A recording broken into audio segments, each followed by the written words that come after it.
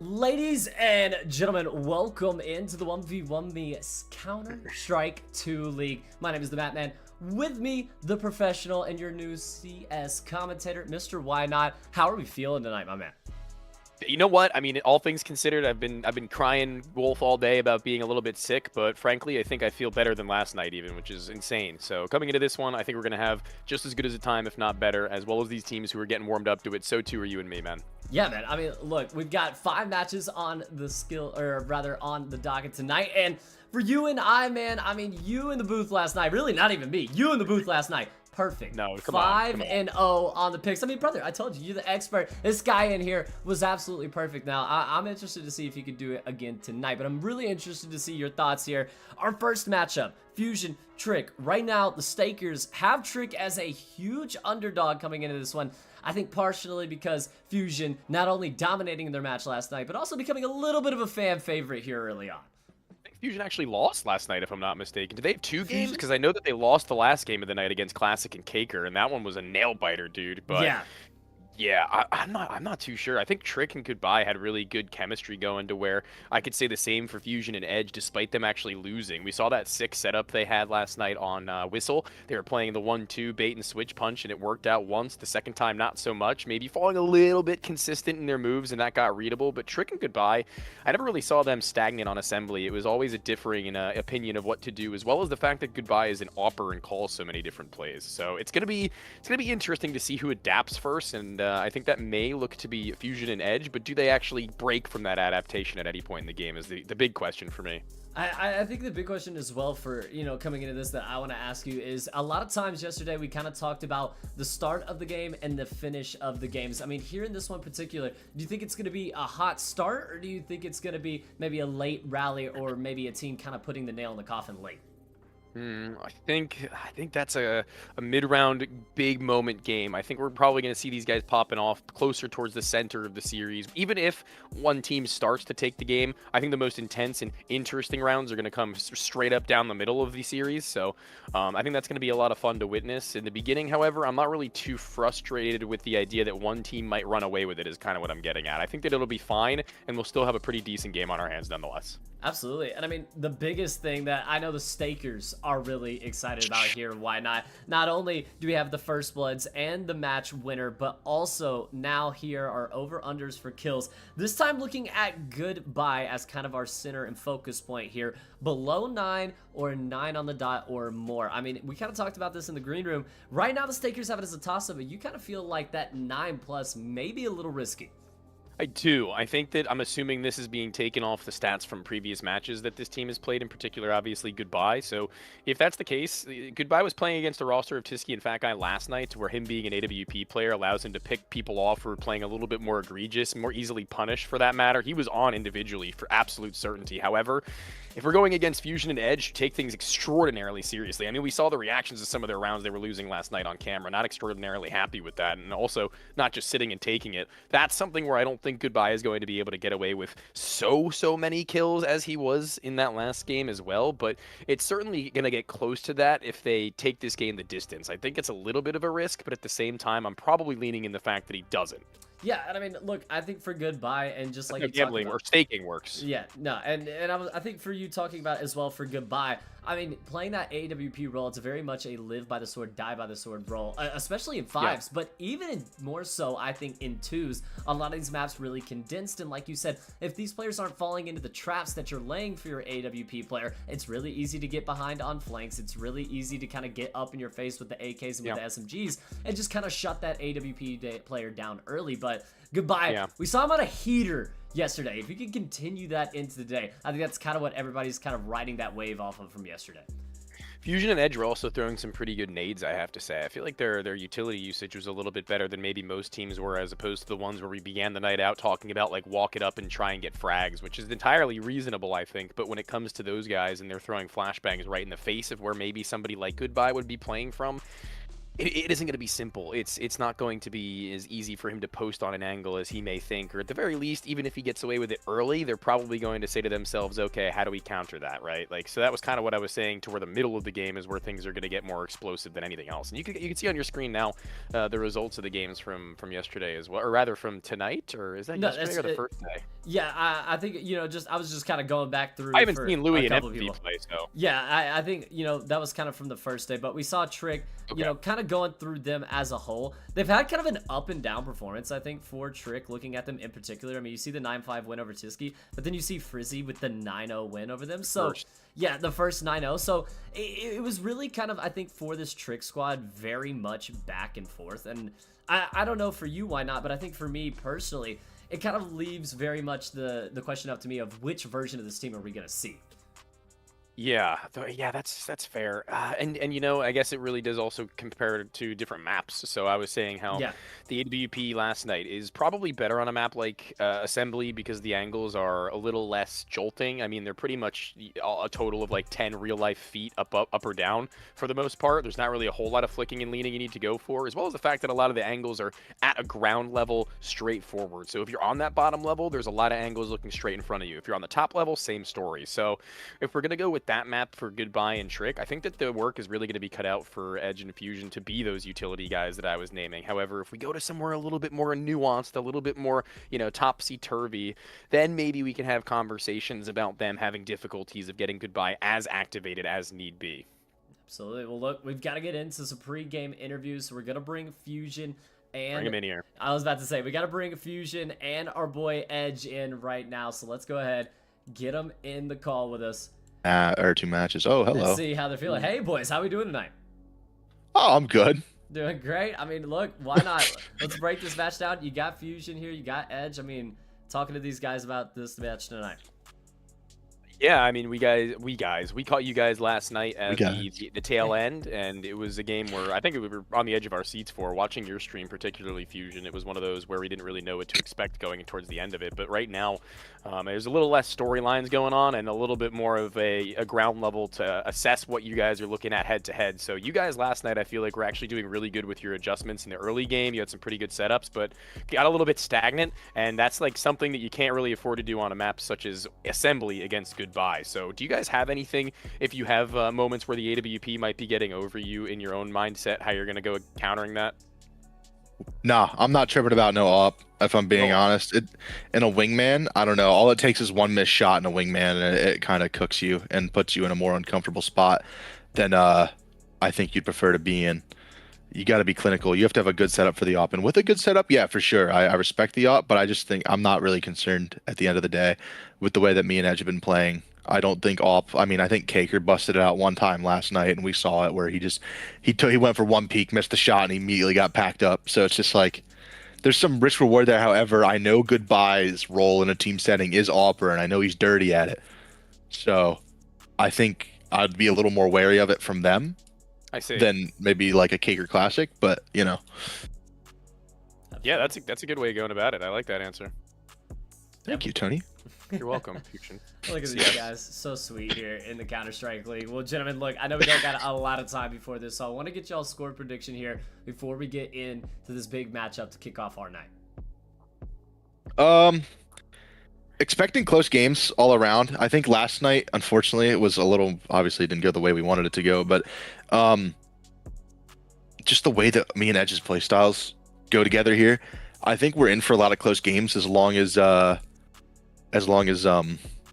we don't let the economy and get out of hand fast. As long as we can keep guns in our hands and we're not just like throwing our lives away for nothing, and we're a little more disciplined, I think it'll be a good close game. Obviously, we're gonna hope to take it out, but tough guys on the other side of the server. So yeah, boys. Well, look, we're excited to get into this one. We'll go ahead and let you guys go ahead and get into the calls. But gentlemen, good luck and have fun, and potentially look forward to getting to talk to you guys after.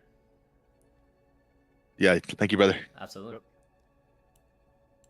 All right, well, I mean, look there. I mean, they do seem a little bit hesitant there. I mean, do you think Goodbye's kind of got him shaken up with the AWP a little bit there? I mean, they say they don't really care, but they're also saying we know how good he is. Yeah, they gave him a little bit more respect towards the end, which I do actually find to be pretty, well, I guess respectful, commendable even from these guys in knowing where the strength of these two players lie. I mean, Trick, he's somebody who can pull his rifle and do some serious damage, but goodbye on that AWP. If he can continue on that role, then that's something we're going to have to talk about.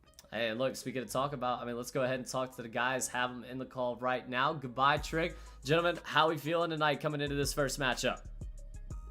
Hopefully better than yesterday. Yeah. Yeah? Yeah. Reasonable.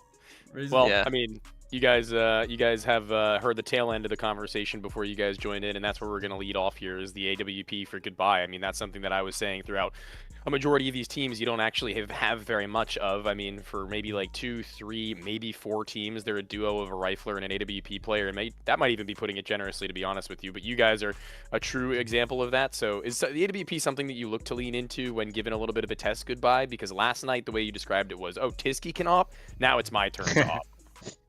Yeah, I mean, I try not to use it as a crutch, but like some of these maps, as we saw on the airplane map, the op was actually powerful, and just seeing as like go for this next map we're about to play, I think the op could come in handy here, so might be bringing it out again.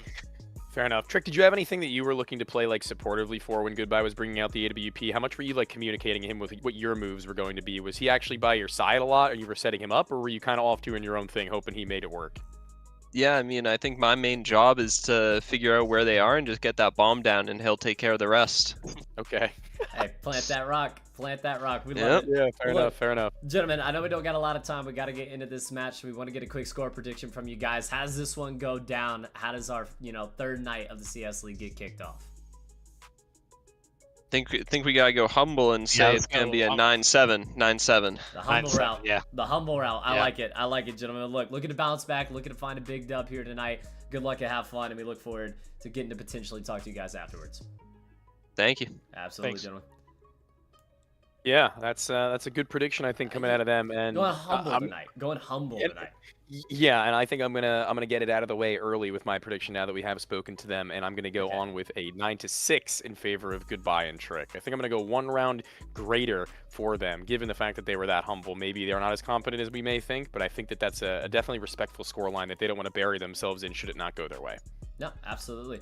I mean, I'm excited to see this one. I mean, obviously, coming into this, look, man, I've told you guys, I'm going with the expert every time. So, look, if your boy, Why Not, is saying Trick and Goodbye, I think we go Trick and Goodbye here. But, I mean, look, getting into this one, I mean, should we hop on with Goodbye, though? I mean, we know he's playing with that AWP. I feel like we've been talking a lot about him, or you want to hop on with Trick? I mean, which way would you rather hop on here with first? I want to see what Goodbye's up to. Okay. I mean, he was the guy that we were highlighting, so it only makes sense to really get a good inside scoop, as that was our best watch towards the end of the last game yesterday as well.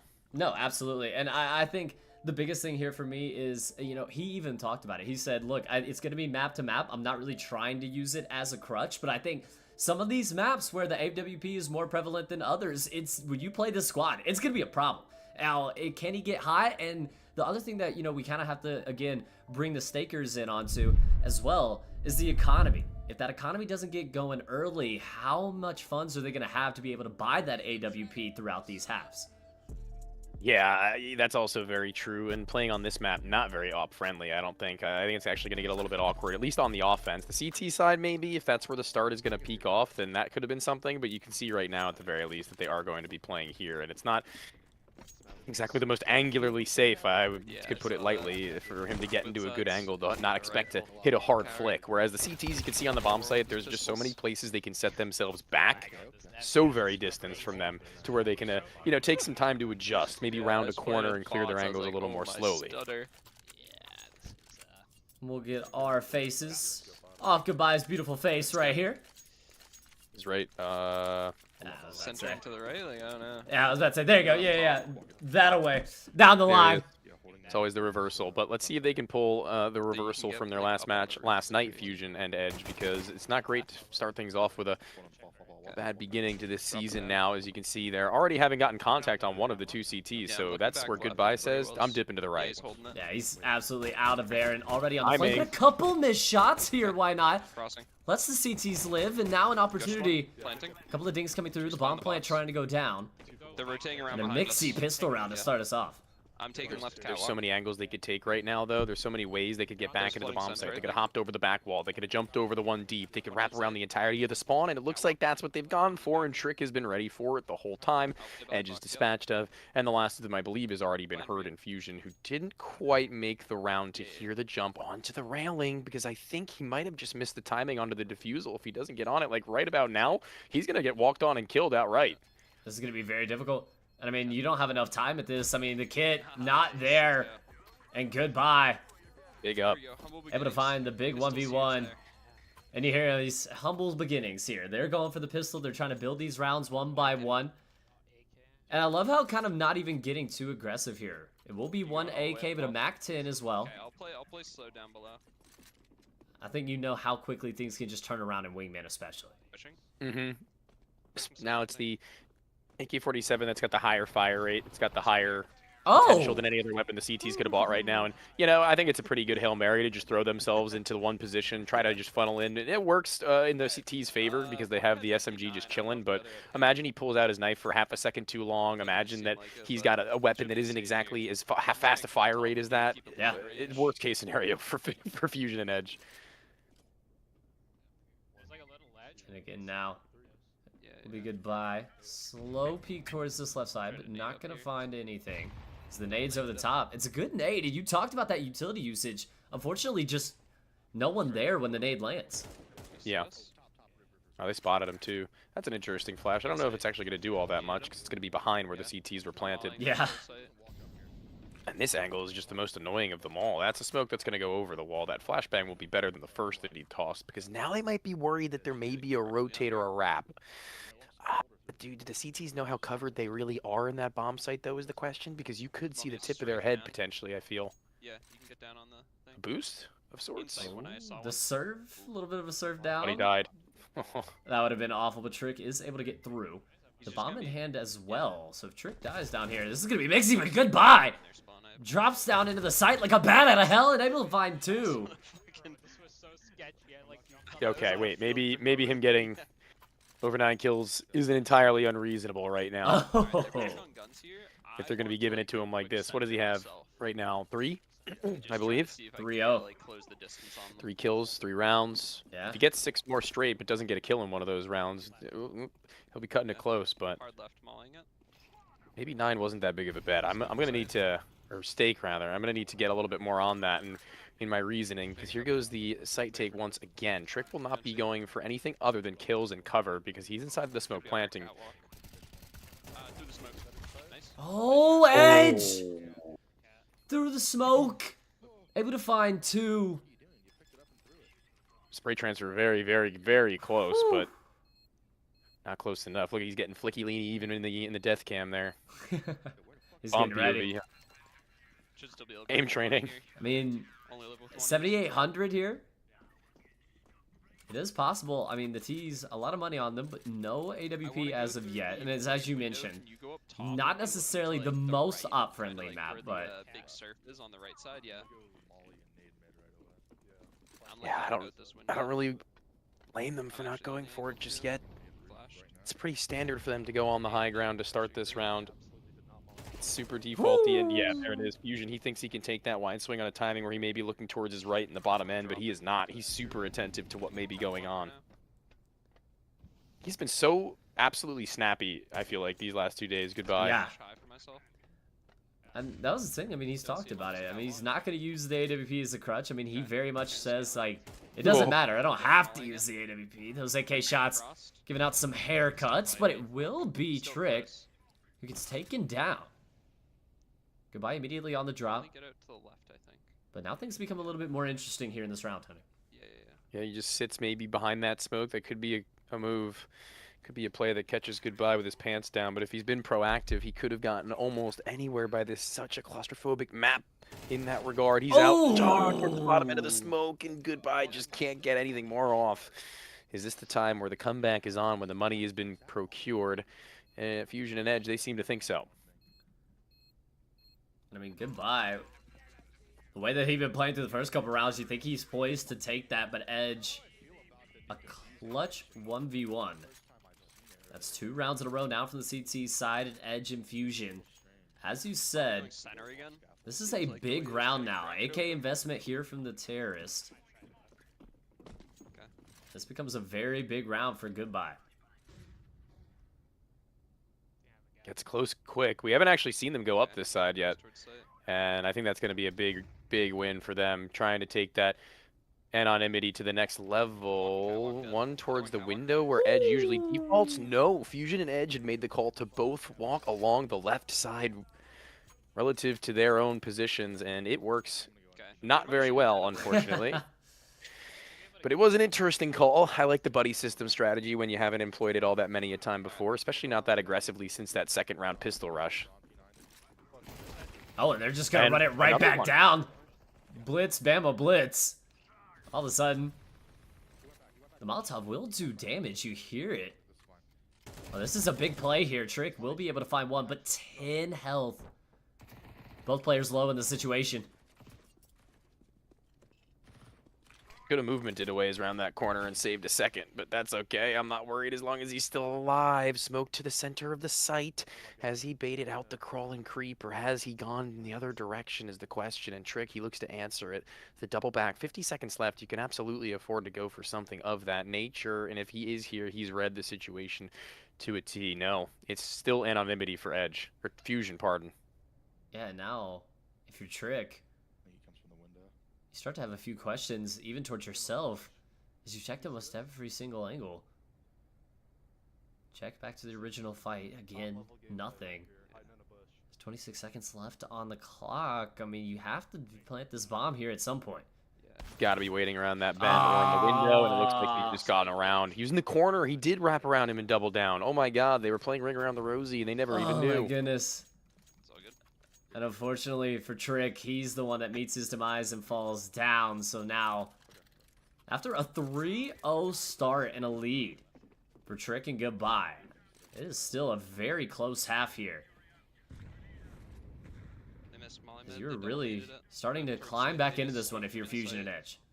Yeah, dude. I mean, it's so interesting to see the back and forth war of attrition to pushes, because again, this is something we haven't seen from the T's yet at all in this game. We've not seen anybody go into this backline window, and this should be a freebie, I think. These kinds of moments where you just don't know where they're at, it usually nets you a kill, but Trick dies too soon, and Goodbye.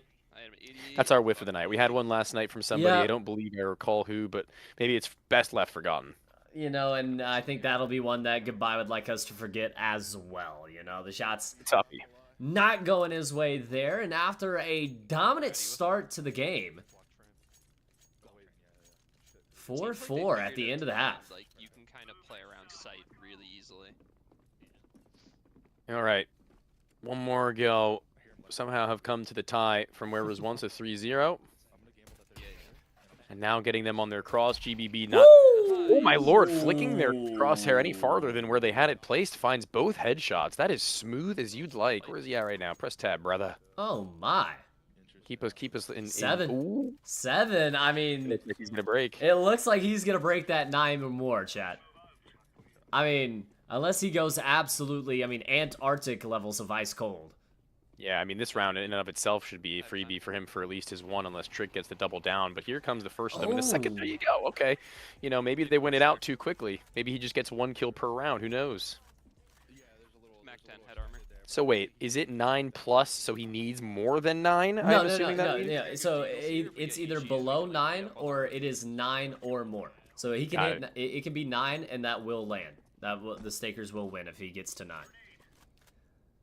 Unless you went with below 9, in which case right now, I can imagine sweating a bit, chat. A little bit, maybe a little bit. But again, he should be winning these rounds that follow soon enough, so I can't imagine all that much of an issue so long as he just doesn't get kills stolen by Trick, who is starting to heat up a little bit. No.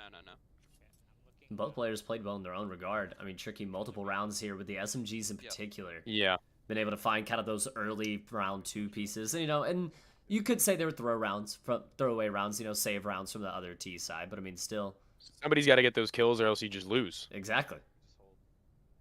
It's not like those rounds are any less important. I mean, those rounds are the ones that turn the games.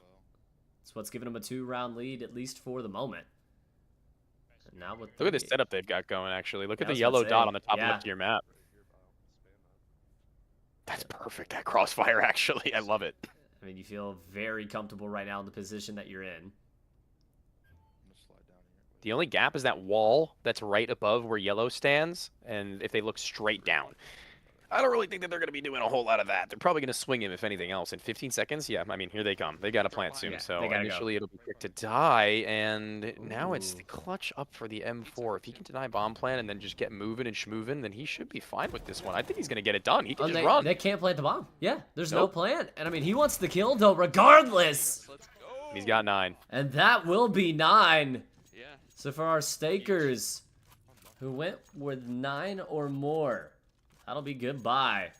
Slamming the over-under right now. And I mean, look, 2 more rounds minimum left to go here.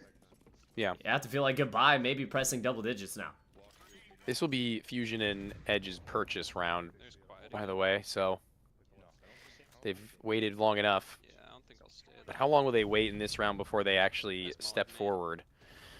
Up top. They're not going to go for that same setup knowing that financially they're going to be better off, and Trick is going to be hit by it.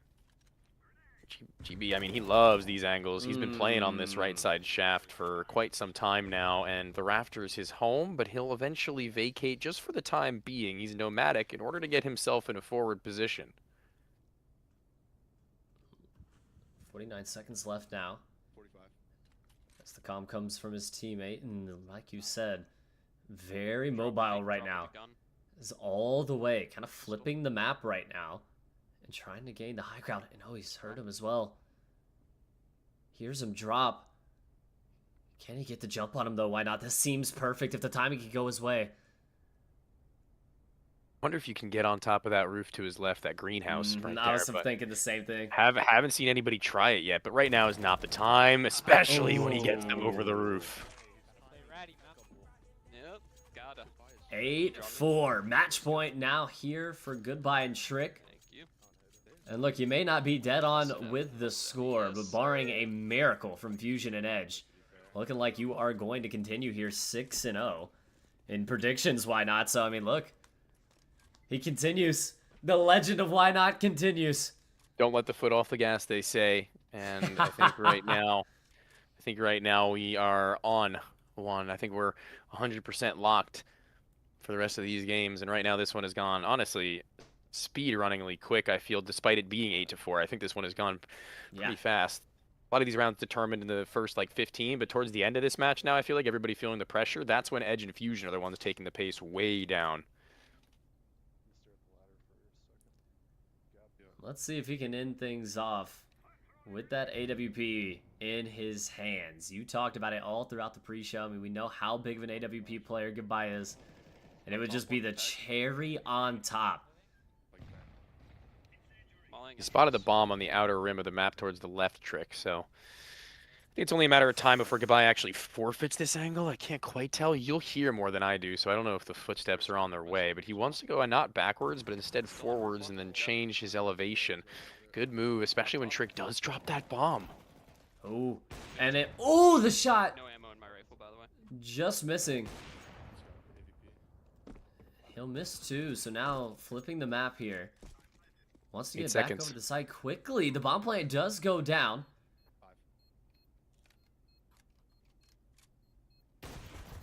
Oh! And he can't hit that flick. I actually was holding my breath for it. Oh my goodness. Ooh. And look what that's done to their money. The AWP was a hefty investment, so now they're going to be either going in full force or trying to take a halfie to get Trick up to maximum speed. Sneak up right side. Hey, my 9-6 ain't too far off now. No, I was about to say. It might not be. Good It will be nade. the util. I was about to say, the util usage very good from Goodbye here as he sneaks his way into a corner. Just sitting in a corner. And this is where he actually lost the 1v1 before, but they know a molly perfectly for it.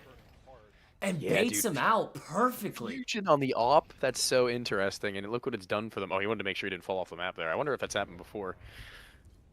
Good God.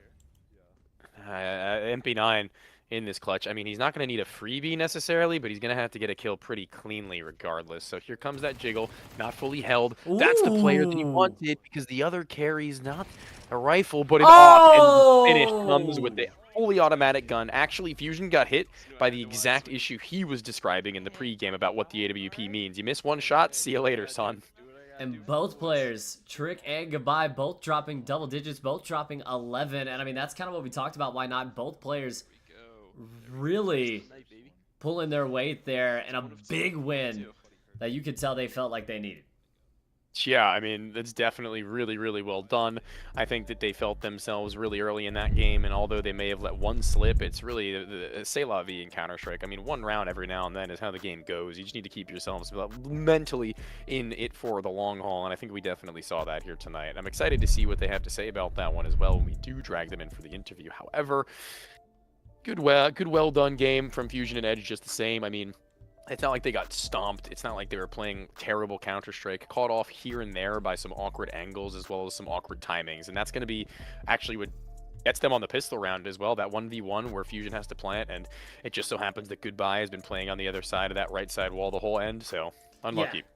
I mean, look, I want to talk here with Trick and Goodbye because they talked about it. That was a very, very big win for them. I felt like they talked about even in the right then after the win, right? They kind of talked about, look, that's one, but we want to get two. I think Trick playing again later on the night. So we see them in one where they look really, really decent, but can they keep that consistency factor? I think something that we always talk about in any esport, right? Why not? Is not just being able to do it once, not just being able to do it twice, but putting it together for a whole season, because 9 weeks is going to be a long time for some of these guys.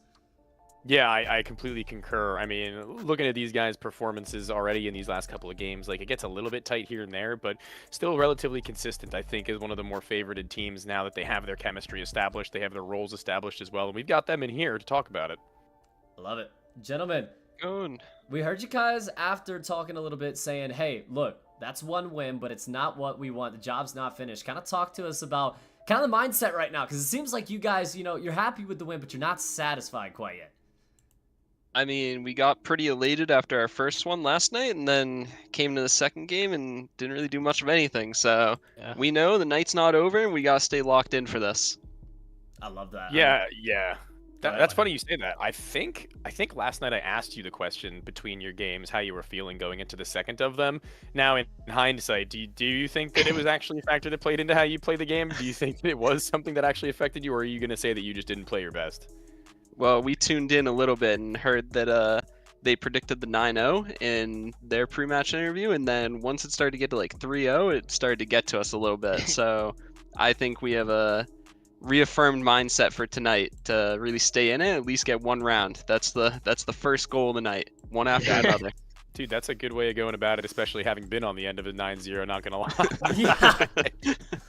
I mean, I love it. I mean, kind of walk us through, because, you know, a lot of these maps, I think, you know, Why Not's been talking about it. A lot of these maps are going to be new to you guys and some of the rest of the league. But, I mean, kind of walk us through that map that you guys have been playing recently, because, I mean, it seems like you guys are really kind of starting to find the right timings, find the right strats. I mean, Goodbye in particular, it felt like you were always being able to catch a timing and not even using the AWP as a crutch. Like you said, a lot of times doing the work with the AK and doing it the hard way with the rifle. Yeah, I mean, we haven't played most of these maps, but as we play more rounds, we kind of get a little like comfortable with it, and can like feel out the layout, get these lurks going. I think that's kind of where we're gonna excel, because I think our communication is gonna be pretty good, as we've been teammates before. So these lurk plays are gonna be really important for us in trying to get these backstabs.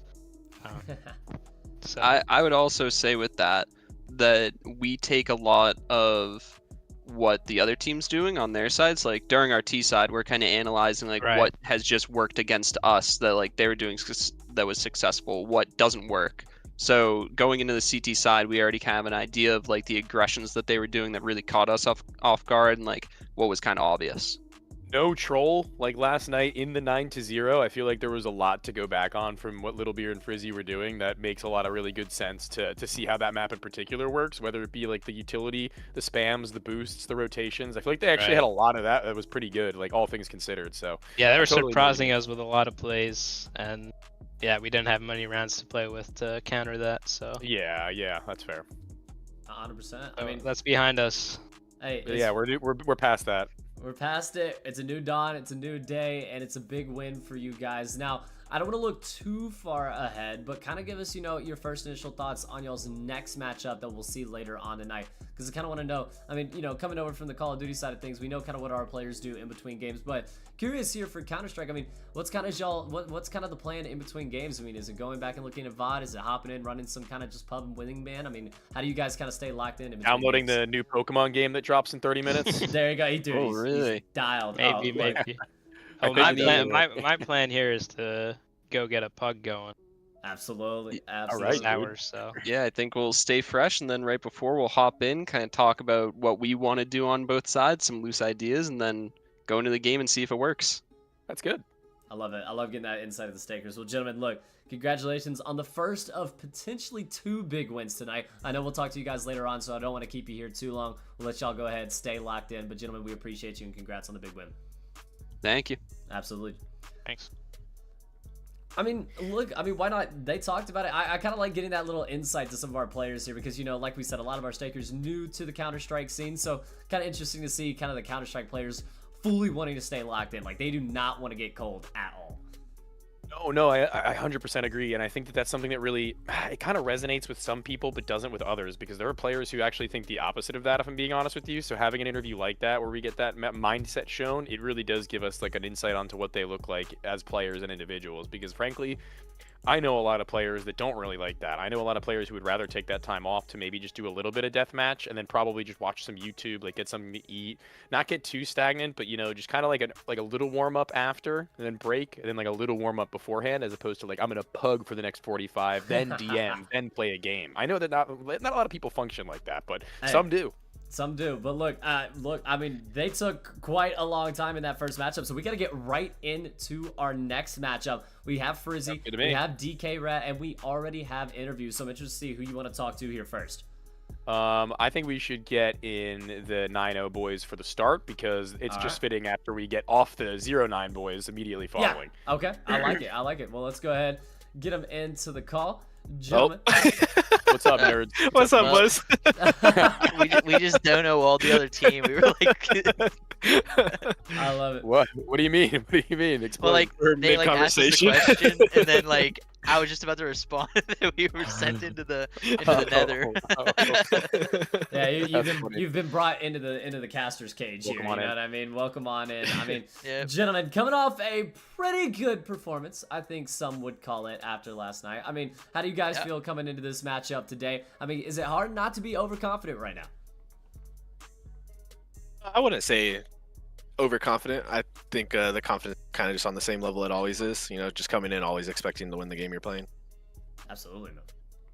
Yeah, that's good. That's something you gotta respect. I know. I mean, you guys come from a 9-0 last night. I mean, those are pretty high expectations for every game that you play. But I think it's one that you can realistically set, knowing your guys' mentality. So is that kind of how you're looking at this season? Is every game in your mind a 9-0 that you like feel that you could hit? 100%. Yeah, We got the 9-0 100%. yesterday as well, and we're gonna try to back it up. Go back-to-back 9-0s and see how many we can keep if we keep a streak going. Okay, so I guess we get that one off the table. Is that your predictions for this game? 9-0. That's my predictions. I know, baby. I mean, You say look, short, sweet, simple. I mean, they're looking to just go back to back on the 9-0s. I mean, for you guys though, seriously taking it into consideration, what do you guys think is the most important thing you guys have to do tonight just to be able to keep getting those winning ways and keep just doing what you guys do best? Just like talk to each other, making sure we're on the same page with like what we're trying to do each round, because I feel like no matter who you play against, regardless of the competition, it's never, in my opinion, never good to think less of any team, because you could always screw up. So is making sure like playing your game is like the most important thing. So for you, the mindset isn't necessarily like putting down everybody else around you, but you put yourself on such a high pedestal that that's where you're at? Let's just say that it's impossible to beat somebody that never gives up. There you go. That's true. There you That's go. true. That's You bars. Run at a brick wall enough times, you will break through. I love it. Well, look, gentlemen, I know we got to get into this one quickly. We want to interview the other team as well. So, look, we'll let y'all go ahead and get into the calls. They're predicting the 9-0 here tonight again, chat. So, look, Yes, we're excited sir. to see you guys get into this one and look forward to potentially getting to talk to you guys afterwards, man. Sounds good. Appreciate you guys. Absolutely, boys. I mean, look, bro, the 9-0, again, these guys are insane. But, I mean, look, we do have to talk with the other squad in DK Red. Yes, now, look, the first matches haven't gone so well, but they're looking to bounce back tonight. So, look, let's get them into the calls here. Welcome, Hello. welcome. Welcome, Hello. welcome. Hello. Hello. How are we doing tonight, guys? Good. We're good. Good. Well, look, why not's our expert here, so I'm gonna let him carry through this interview, Jesus. man. I'm gonna let him ask the questions. I mean, All look, right, you're all our right. expert here. You're our expert here. You can't keep saying it, man. It doesn't make it any more or less true. Well, we got last night's game a loss by 7, as you can see on screen. The game before that 8, and right now we're on a trajectory up, guys. At the very least, we're on a trajectory up. So talking about the last guys who were just in here, I don't know if you heard, they were talking crazy, saying it's another 9-0 for them, and I need to see a little bit of confidence from you guys. Say something in defense, because Yeah. I have to say that, honest and truthfully, on the game that you lost last that we had casted, I wasn't out on you until a really unfortunate economy round. So. 9-0, really? All I have to say Yeah. is Wow. third time's the charm or something like that. And Third time's the this is charm's our good. map, so we're winning. We are so winning. I love it. Hey, third time's the charm. They're believing in it right now. I mean, what do you guys think is the most important thing you guys have to do to be able to win this game? I mean, you know, maybe play off their overconfidence a little bit. I mean, they're coming off already a 9-0 last night, like Why Not said. So maybe you coming into this game a little overconfident.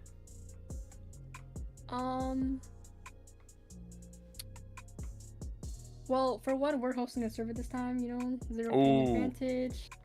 Host Maybe. buff. Host buff. Yeah, and then also this map compared to our first 2 maps is more like just like one even like field of view, I guess. Like compared to Oh, like okay. Brewery and Palace, it's like less like elevations and different like angles we gotta Okay. pay attention to. So maybe that would help us a bit as well. Yeah, that's a good one. I like to hear that. We were talking about how like the linear aim duels make things a little bit easier, but you guys got to give us your prediction as well. You guys got to give us what you think this one is going to be before we hop into it, as we are at the match start time. Okay, so not 9-0, maybe like 9-5. 9-5. Okay. Okay. I like it. I mean, good respectful that? score. We're looking for you guys to get your first dub here tonight, so we're excited to get to see it in the gameplay. But we'll go ahead and let you guys get into the call, and we potentially look forward to get to talk to you guys after them. Thank you. Okay, thank Absolutely. you. Listen, Matt, that's what we like to hear. We got to Yeah. get them on their highest of mindsets, as well as against the team that they're going to need that against. I mean, if there were any rosters who have the headspace to be able to put themselves at the top of the board, whether or not it be true in terms of on paper, if we're talking like overall, like theory, like in theory, if these guys are thinking like that, then who's going to tell anyone that they aren't? I mean, look, I'm excited. Somebody in the chat said they don't seem as nervous as the last few days, and I do think I agree. first couple of games you may be a little bit nervy, and I mean that's nothing to really be surprised about, right? I mean, new league, new kind of setup. It's a new format with Wingman, which a lot of people Shout out haven't Venom played Nate, by before. the way. Jay, shout out Venom Nate. But look, we do got to get a score prediction out of you, good sir. See if you can Yes. continue your streak going here. I mean, listen, I said I love the confidence. I said I love how they've been playing, but not only did I also have a kind of mindset built up after the 8 rounds lost, 7 rounds lost thing, but I think it is going to be a 6 rounds lost game, 9-3 in favor of FusiioN Little Beer. Okay, okay.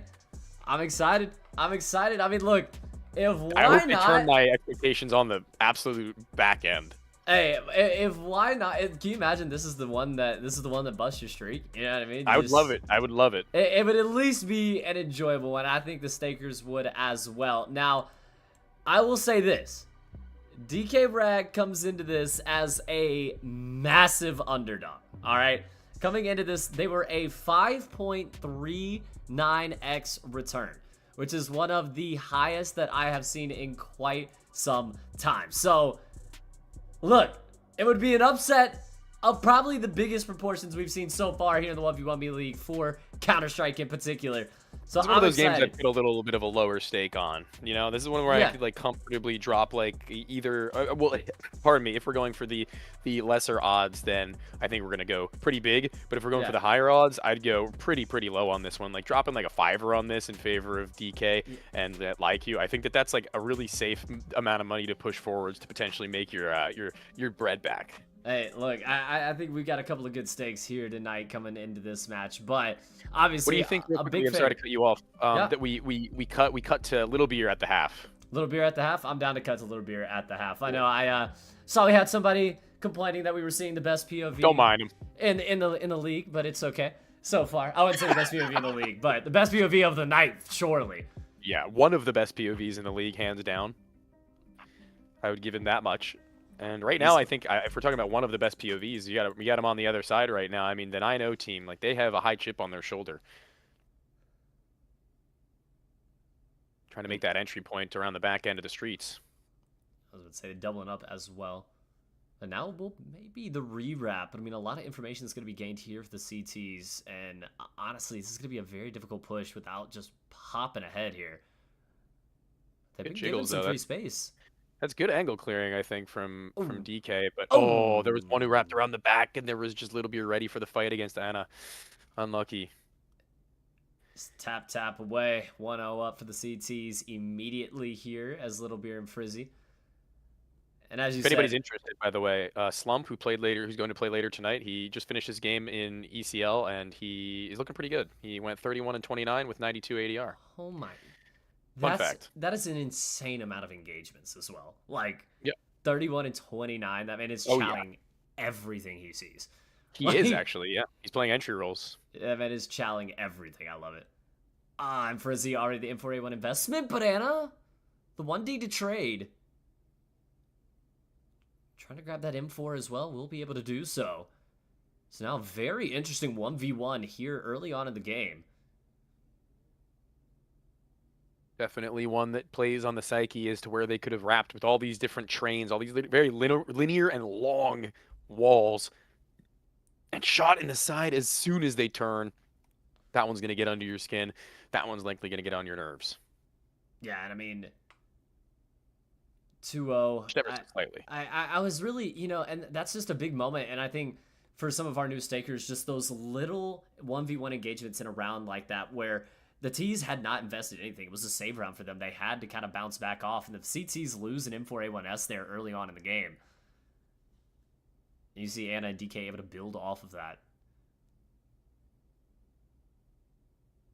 I want to do a little bit of research actually for our next games at some point in between. I'm very excited to see how they go down because this one in particular, I think, elicited a thought in me as somebody in chat asked who the first blood was, and I had said Little Beer. His job is to take those first engagements, as I said. Like, he is the one with the strong arms. He's the one who's going to be pushing himself into those engagements, and I think that same conversation will be set for some of the guys later tonight just as well.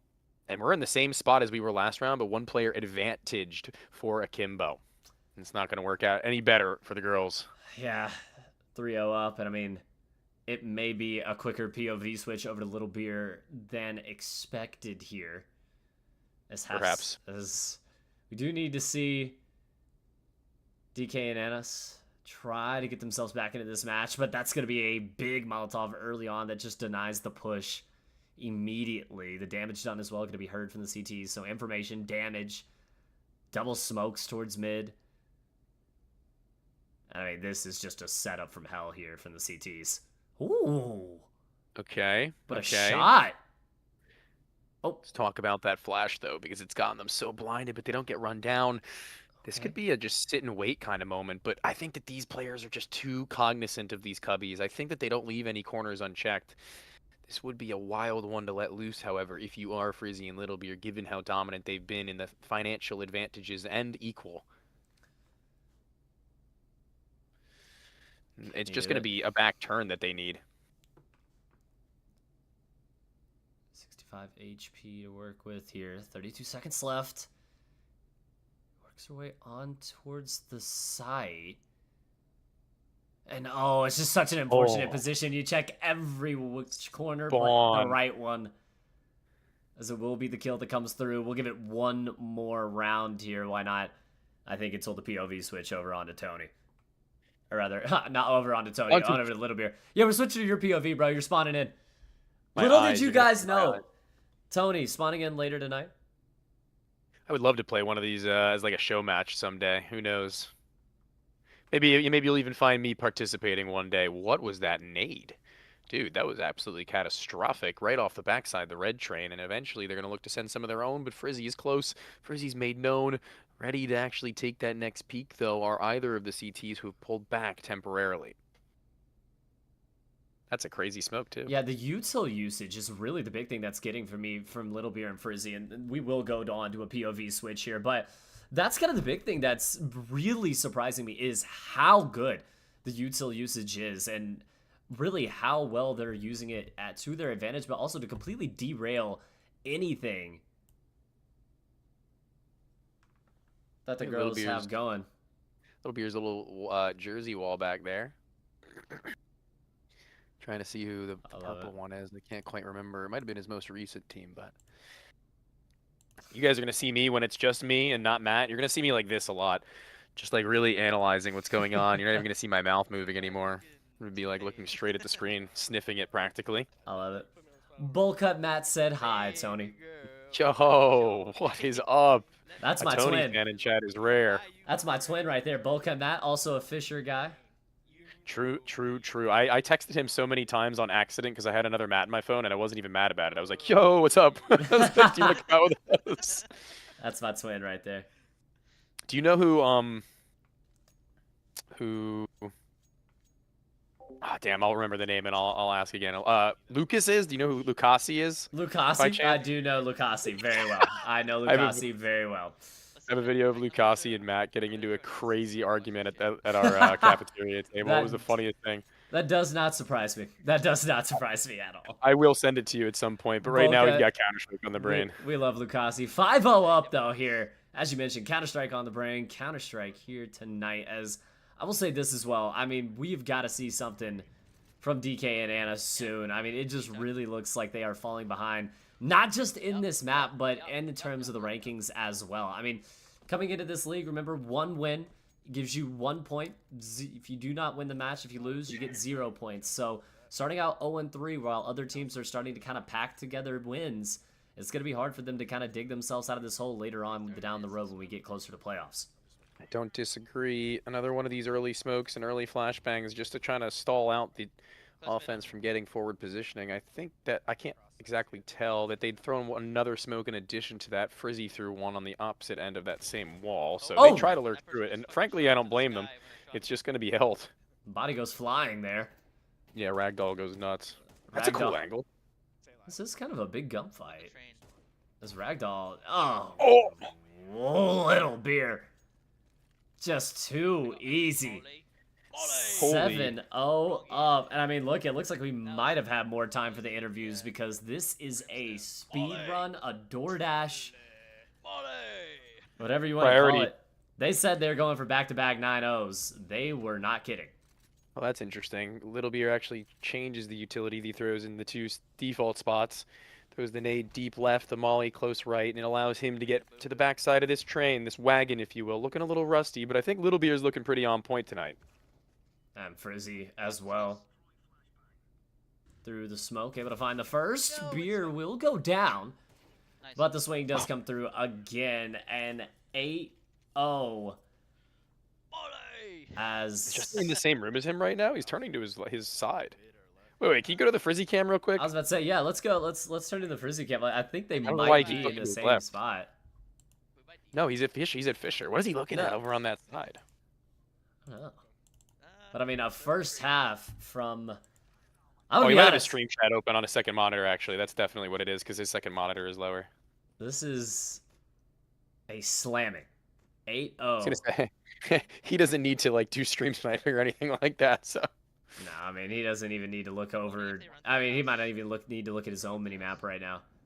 Dude, he's covering it. He doesn't want anybody else getting over topside that. Not gonna see me on the mini map. I tell you that. 8-0 up. Oh. One more to go for 18 straight rounds from this squad. So many funny little cubbies, man. Are they going to go on an investigation to each and every one of them? Yeah, look, he's going to clear every angle. Like, no angle will go unchecked. I was saying that before, and it's absolutely true. They are checking every corner. And that's why one right over towards the side of the tree will be dealt with. Little Beer immediately finds the first. The shots, though, not good enough onto DK as she does equalize. Turns things into a 1v1. 30 seconds left on the clock, though. Things going to be difficult now for Frizzy. Is forced to make a decision here. Do you go for the chow? Do you go for the plant? Or do you waste time? Nice. You in the game. No time wasted. 9-0. Oh, my Lord. For the second straight day in a row, they leave no stone unturned and no questions to be asked.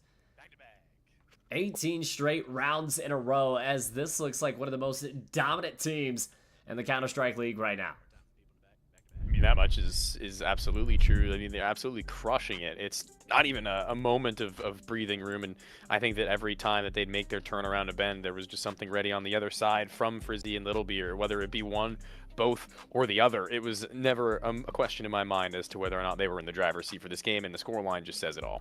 No, I mean, that was disgusting. And I mean, obviously, I mean, you could kind of talk about, you know, look, obviously they kind of had, you know, the little rivalry game last night where there was a lot of trash talk going back and forth either way. And then, you know, tonight where, yes, there was trash talk, but I think this one seemed more kind of set in stone from them. This one looked like this was a statement for them. They're coming out to show you, look, this is not just going to be a one-off. This isn't just going to be a couple times in a row. They said it. They want to go on a streak of these. So I'm interested to see, obviously, if they can continue to not only win, but win at this dominant fashion. Because 9-0ing every single team you play, not as easy as it sounds. And I mean, like, it's kind of impressive that they've done it twice in a row despite who they're playing. I mean, it doesn't matter who you're playing. I mean, one wrong timing goes awry, one random bullet goes straight into your head from a deagle or on a save round, and you lose a round. But 2 straight 9-0s is something that's very, very impressive. We might not see for quite a while right now in the CS League either.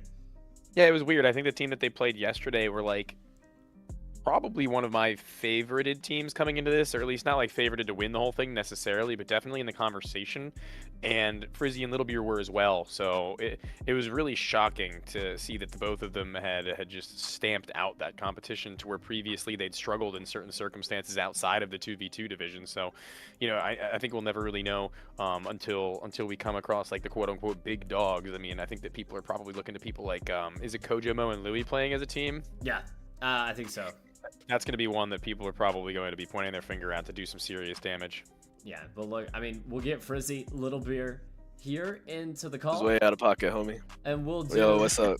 a little post-game interview. Gentlemen, you called for 2 9-0s in a row. You get 2 9-0s in a row. What are you guys doing to make this look so damn easy? Having a ton of fun. Yeah. Is that true? Is that true? I will say, I don't see anybody else 9-0 people, so like you just gotta add a little bit more fun to it, you know? Hey, That's it. yeah, why not? I was just gonna say it didn't look like you were having much fun. It looked like straight business to me. I mean, you saw a little bit of fun towards like the after rounds, but in terms of like the We just early lock rounds, in, man. it was No, like it's bang, bang, and it business was like, business woo! casual. Business casual. Business casual. I like that. That's a really good way to describe this kind of a scenario. Yes, sir. I mean, look, for you guys, I mean, is the plan to just continue to do this? I mean, are y'all trying to 9-0 everyone out here? Do Hey. you think there's somebody that, you know, you at least give enough respect to give them maybe a couple of rounds? They don't get my respect. We got 9-0 everybody. Fair enough. No, Fair 9-0 until we don't. Exactly. Hey, look, I mean, With But then 9-0 anyways, you know? Exactly. and then 9-0 anyways. I love it. I love it. Why not? What else you got for these guys, though? Yeah, I mean, watching that game in particular, it looked like you guys had a pretty set default of nades. Even if it wasn't the same nade thrown in the same position, it looked like you had a pretty good understanding of what you needed to control in order to keep yourselves comfortable, especially on obviously CT side. So, is that like, is this a map you've played prior to tonight? I don't know if I've seen any of your other games or if there even were any other games. Have you played it offline of this of any kind? So our No. first match was actually on Whistle. Yeah. But Okay. we don't have any practice or anything like that on it. But that other match definitely gave us like a feel for what we should be expecting on the map, and definitely gave us like a better feel going into this one. good, yeah, because I could kind of tell. I could kind of tell how you were controlling that like mid lane and that deep area of the map with cycling nades. Little Beer, when we switched to his POV, was alternating between like smoke deep, flash right, flash left, and then molly deep. It was very interesting, honestly, to see that dynamic and how the opponents reacted to that. And even though it's just 2v2s and there's not like a super heavy micro, I think that everything we can get out of that is really cool. Thank you. I was throwing random shit, Tony. I'm not gonna It looks lie. random, it looks pretty good. If you go back in the VOD, they look perfect. Like, you threw a molly and it perfectly covers the whole left side of that like green train, and then you can swing on the right, and you did that. I was like, "What? He's a genius!" He's a genius. It was calculated, I promise. It was, yeah, It looked it. I swear, if you go back in the VOD, it does look so calculated. I love it. Except for when you threw a smoke and then Justin threw a smoke like right in front of it, and there was like a super big lurk potential, but you killed them when they walked through Well, the it thing was, is his was a lineup. Mine was random. Wait, I don't even know what smoke you're talking about. You were throwing like you a both mid did a little smoke, wing it. and I threw a watch this smoke, you know. Got it. Oh shit. Yeah. But the molly and the flashes and stuff, it definitely was calculated. Like, I didn't know lineups, but Right. Yeah. I was like just anticipating like these were technically what could have been the timings on the map. So Looked I good. feel like maybe just providing pressure on certain parts gives us like more of a chance to like set up our like CT hold pretty much, since the Yep. maps are so small. Yeah. I definitely noticed with that map too. It's very important that you get control of all the lanes, like right side, left side of the map, and you're able to get that early information. So like doing some kind of a jump spot or jiggle or just anything to figure out, are they grouped up, are they going left, are they going right, and then you can kind of decide, do we push or group up or make decisions. I also think that like with Wingman, whereas so the difference between like the 5v5 that we're normally used to and like Wingman is the way I look at it is in 5v5, you know, you need to have teammates that like save util and like hold it for like the end of the round. Whereas in my opinion in Wingman, I think it's very good to burn your util early and like play for like the aim battles kind of sort of towards like the mid slash like late round. Yeah. But yeah. Definitely like try to funnel them into an area and then just gun skill it. That's kind of what it looked like with that molly I was talking Yeah. about, because he threw the flash deep and it bounces off that wall. So my thought process is that player gets any amount of blind, they tuck back left, and he's already swung back red train. You know what I mean? And then it's like, oh, they're dead. I have them. They're in my line. So I mean, accidentally, I guess. Good job. Thank you. Thank you. Like a little bit of luck, a little bit of skill. You know what I mean? He's locking it. Exactly. In. I love it. I love it. Well, look, gentlemen, we appreciate you guys coming in for the post-game interview. Obviously, we got to keep rolling right on into the next match, but we appreciate you guys a lot. Congratulations on the big win, and we look forward to getting cast over you guys next one. Absolutely. Sounds Thank you good. guys. Thank Appreciate you. it. Yes, sir. Appreciate it. Well, why not? Continuing your streak again, another correct prediction, but now we hop in to our next match of the night with Langor and Nate. This one a close one between the stakers, and I'm interested to get your first initial thoughts. I mean, we look through this, you've got the first blood, you've got the match winner only on this one. First blood right now does look like Langor a big favorite right now at a 2.41 compared to some of his other counterparts there. Coco at a 3.19, Nate at 3.86, and Cameron at a 4.56. Yeah, it's a little bit more of a toss-up one for me, to be honest with you. I don't have a super high expectation for who, but I think that it's a pretty safe bet to steer clear of Coco, not because of their, individual ability, but because I think that there are just players on rifles who are a little bit more comfortable in getting into the mix, as we were talking about earlier on. So, I mean, for me, I guess I know Nate a little bit better, and he's like kind of a toss-up coin that I was describing Kaker as, where he's either playing like hyper aggressive or he like needs to pull back and dies.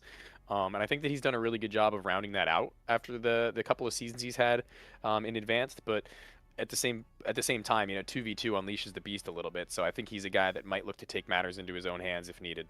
No, absolutely. I mean, coming into this game as well, I mean, we look at the matchup, we kind of look at how both of these teams have performed. Obviously, we don't have a large sample size between both these teams. We look at Langor, a dominant win over DK Rad 9-1. And on the other side of things for Nate, that golden pistol round where they win 9-8 over Frizzy, which with the way that Frizzy has been playing as of late, I mean, you look at Nate and you have to think that that win means a lot more than maybe the side of Langor's over an 0-3 squad.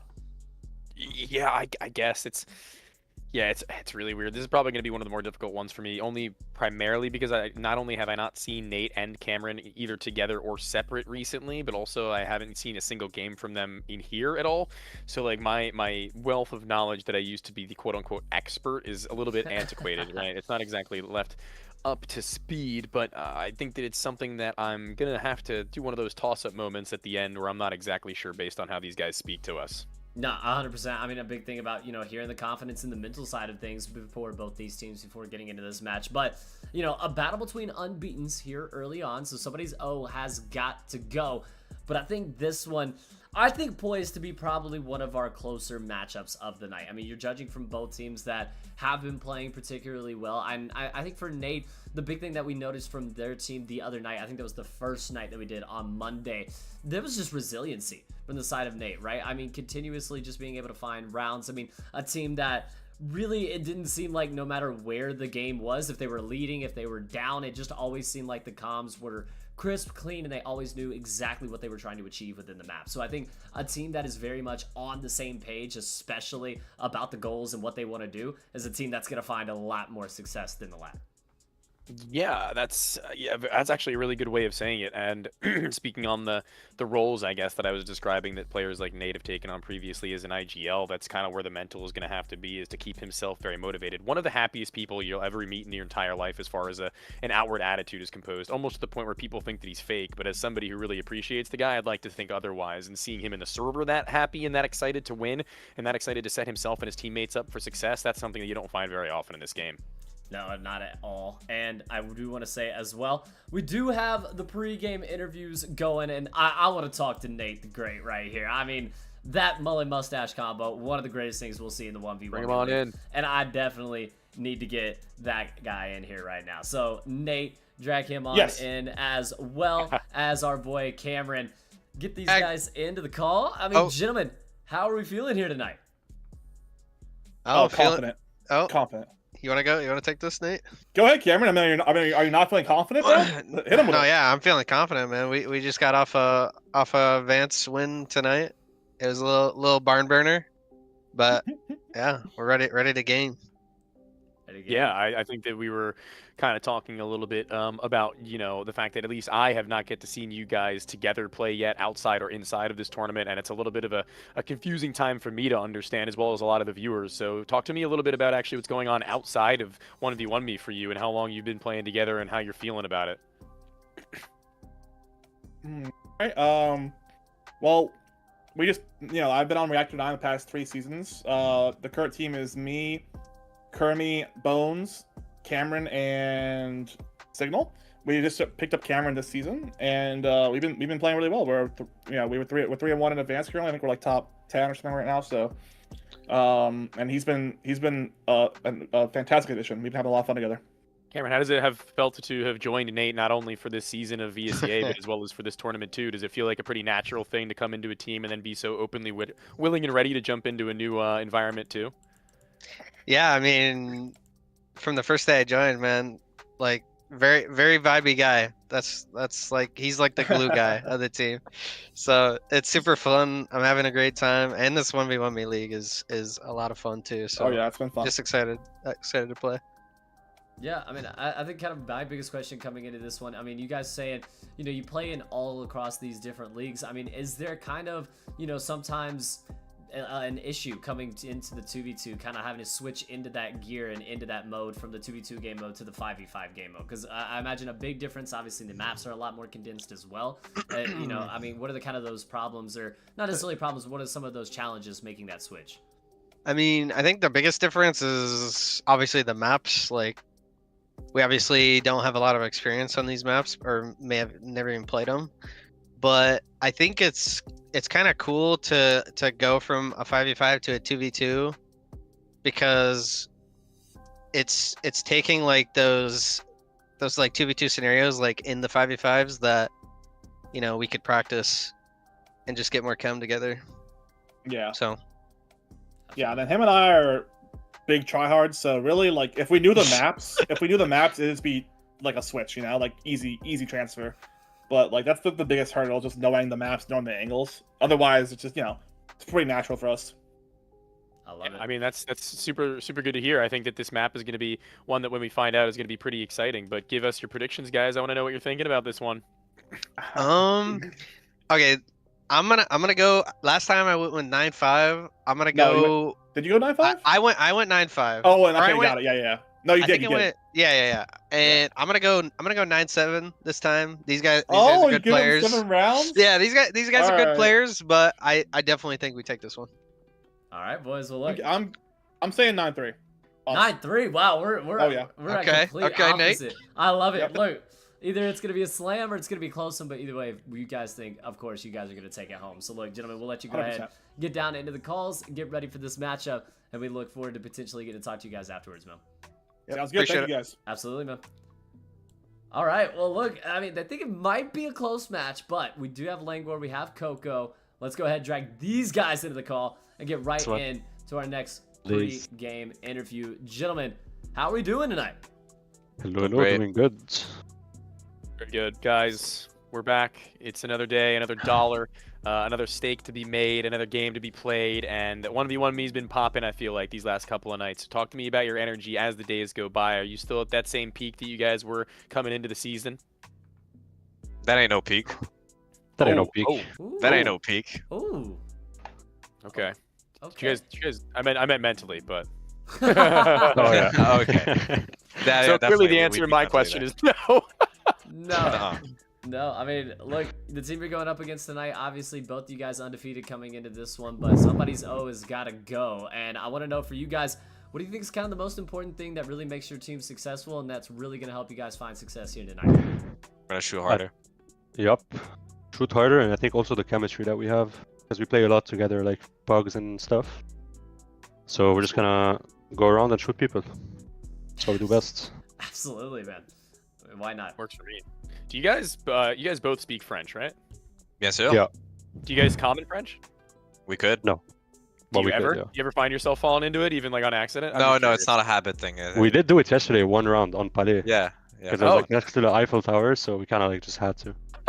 He was like, "This is my home." I was like, "No, this is our home." So funny. That's actually so funny. Well, I mean, maybe if tonight doesn't go so well, there's always like a fallback you guys can say as a superstition. Let's start speaking French. Like maybe that's the change up we need. Like whatever the case. We're not gonna need that. Trust me. No, I'm kidding. But genuinely, I think that tonight is going to be a matchup where you guys are going to have a pretty even match. So, in my opinion, so what are you guys thinking going to this one as far as your score prediction is going to be? I think it's going to be easy, just like yesterday. 9-2? I mean, for sure, yeah, maybe 9-2. I mean, we expect them to be shooting a bit harder than the team we faced yesterday. But, like, regardless, we're just coming in with the same mentality. It's going to be a quick game. A quick reminder, you got a 9-2 against them, too, so you're putting them on the same pedestal. But I'll hold you by that. I'll hold you to it. Yep, It's going to be easy. All right. 100%. Well, look, they think it's going to be easy. I think you and I may be a little bit different in that. Why not? We think it's going to be a pretty close matchup. But look, gentlemen, we're excited to get to see this one, so we'll let y'all go ahead and get into the calls and get this game ready to get kicked off. For sure. Sounds good. Thank you. Absolutely.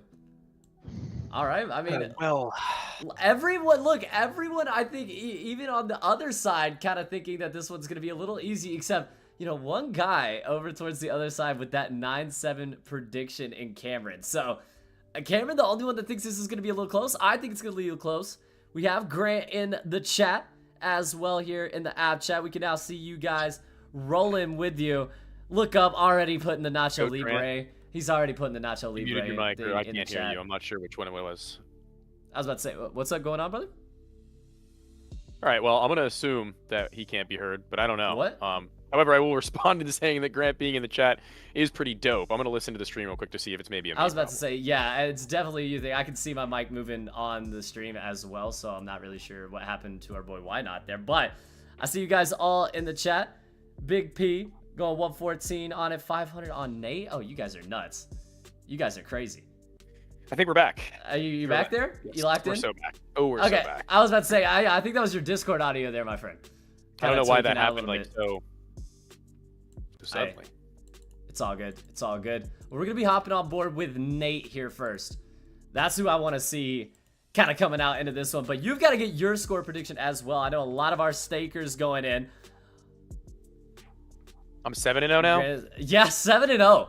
7-0, brother. Dude, it keeps getting crazier and crazier. These stakes. It's an era that I'm creating potentially. An era. This guy's creating an era, chat. Just us. Get locked It might in. be Just us. the 87-0 era. I'm honestly, gonna us give hosting this is kinda one rough. to Yeah, we got 60. Bagel and Coco 9 'Cause to I get 60 ping when you host. Seven. Oh, they also get 60 9 to ping, 7. so. Okay. 9-7. So I think both of us kind of think this is gonna be a close game. 0? Okay, And this we'll is still one of be the few wingman maps off the initial I actually recognize. Hit me. Yeah, You good? it's a cop out, but Yeah, if they don't win Yeah, 9 to 7, move. I think that Nate and back away. Cameron are gonna win 9 to 7. But I'm sticking with my actual I got like moved in the 100% Discord guess. You know what I mean? channel. Like I'm locking it 100%. in, but I'm gonna preface it by saying that if I don't see that, that's like my actual like Yep, that's double my swing toss to the up. left. Okay. gonna So drop a down bit of a if they don't toss up. peek, I think and from then I'm trying to everybody walk so in that far spot. here, and Let's go. not only the stakers chat as Up. well. Dad on Wheels saying Nate. You guys think Grant is Miami 2K? They open the door. Door, back Grant close, sneaking back around close, here back on a close. burner in the Yeah, chat. he dropped. I I have wouldn't be not seen this surprised. map yet. One above the rock. It's my first experience with this map. I like its Nice, color rock scheme, last. I have to say, but Rock out, No, baby. I guess you not don't. gonna be yeah, loving rock, that rock dink still. as Nate. He's gonna kind of call on his teammate to get a little bit more activated at some point soon. And that hurts just a little bit there. Shots coming in. It's The like T's, Reloading. back. I was about to say the T's getting a little bit aggressive here. Nate just has to get that one tap to go. He's running out of ammo. Dude, Rock the he rock, only has still alive. 6 bullets left in his entire gun. He gotta go. Killed me. Oh, but Coco able to Nice, equalize. Cameron. But Let's Cameron go, baby. Huge round. able to trade, able to find the kill. Go. I was doing lip reading there because I can't hear you Dude, say that- you're okay, so if good. you go high, I thought, yeah. I thought Nate like mouthed, you're so good. Backflip Yeah, the literally rock, just went, stay let's head go, down. Cameron. You He made was that. screaming. I'm gonna peek. Is I'm it gonna go Nate, left here. Knight, I'm or gonna go Note? right, so. Well, Dad on Wheels, I think it's Nate. I mean, we'll have Yes. to, we'll have to ask It is. why not here, but I'm 99% sure. I it's ran both Nate. of them. I'm walking through One left. dead, I'm one walking dead. through That's left. correct. Stay Like left. great, Nice. great, good Nate. Okay, good little spray. Haven't really seen a whole lot of that from the FAMAS Grab recently, but AK-47 I'll take it. Hey, still representing for the FAMAS, bro.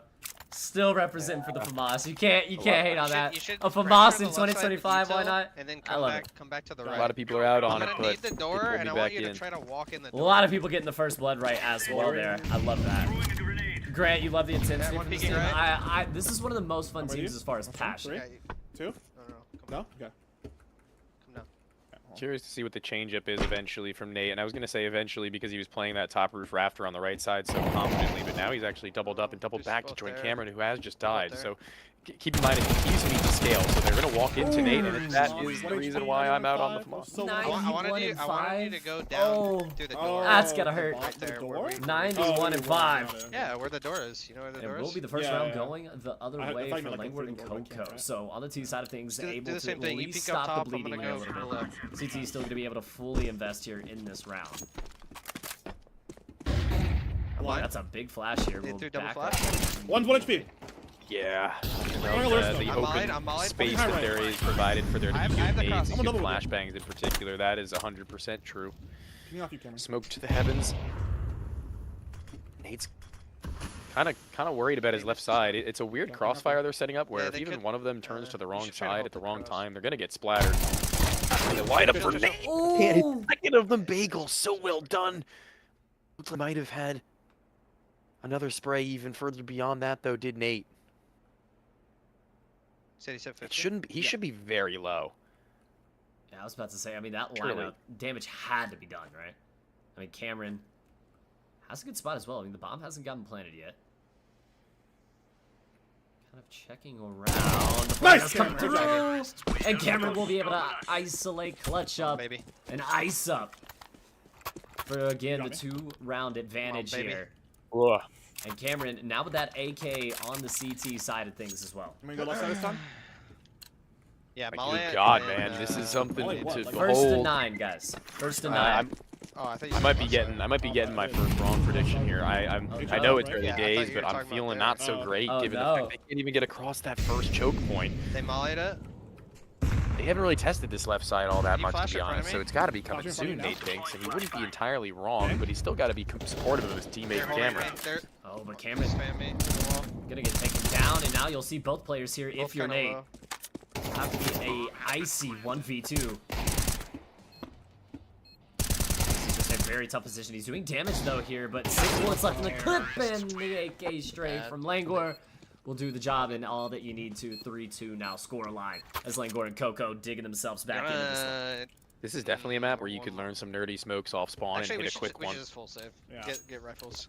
Curious to see if that ever does come through, especially on pistol so round. If you hard, can get like- even one good one really off very with one good sensitive. We have flash to use paired, smokes. We have to use you smokes. could get silly. So here they are, flashes Just to their crossing. faces. They They should open the be door. broke. This buy should be absolutely nothing to Bagel. I'm gonna swing right, okay? Ready, 3, 2, 1. Captain and Coco.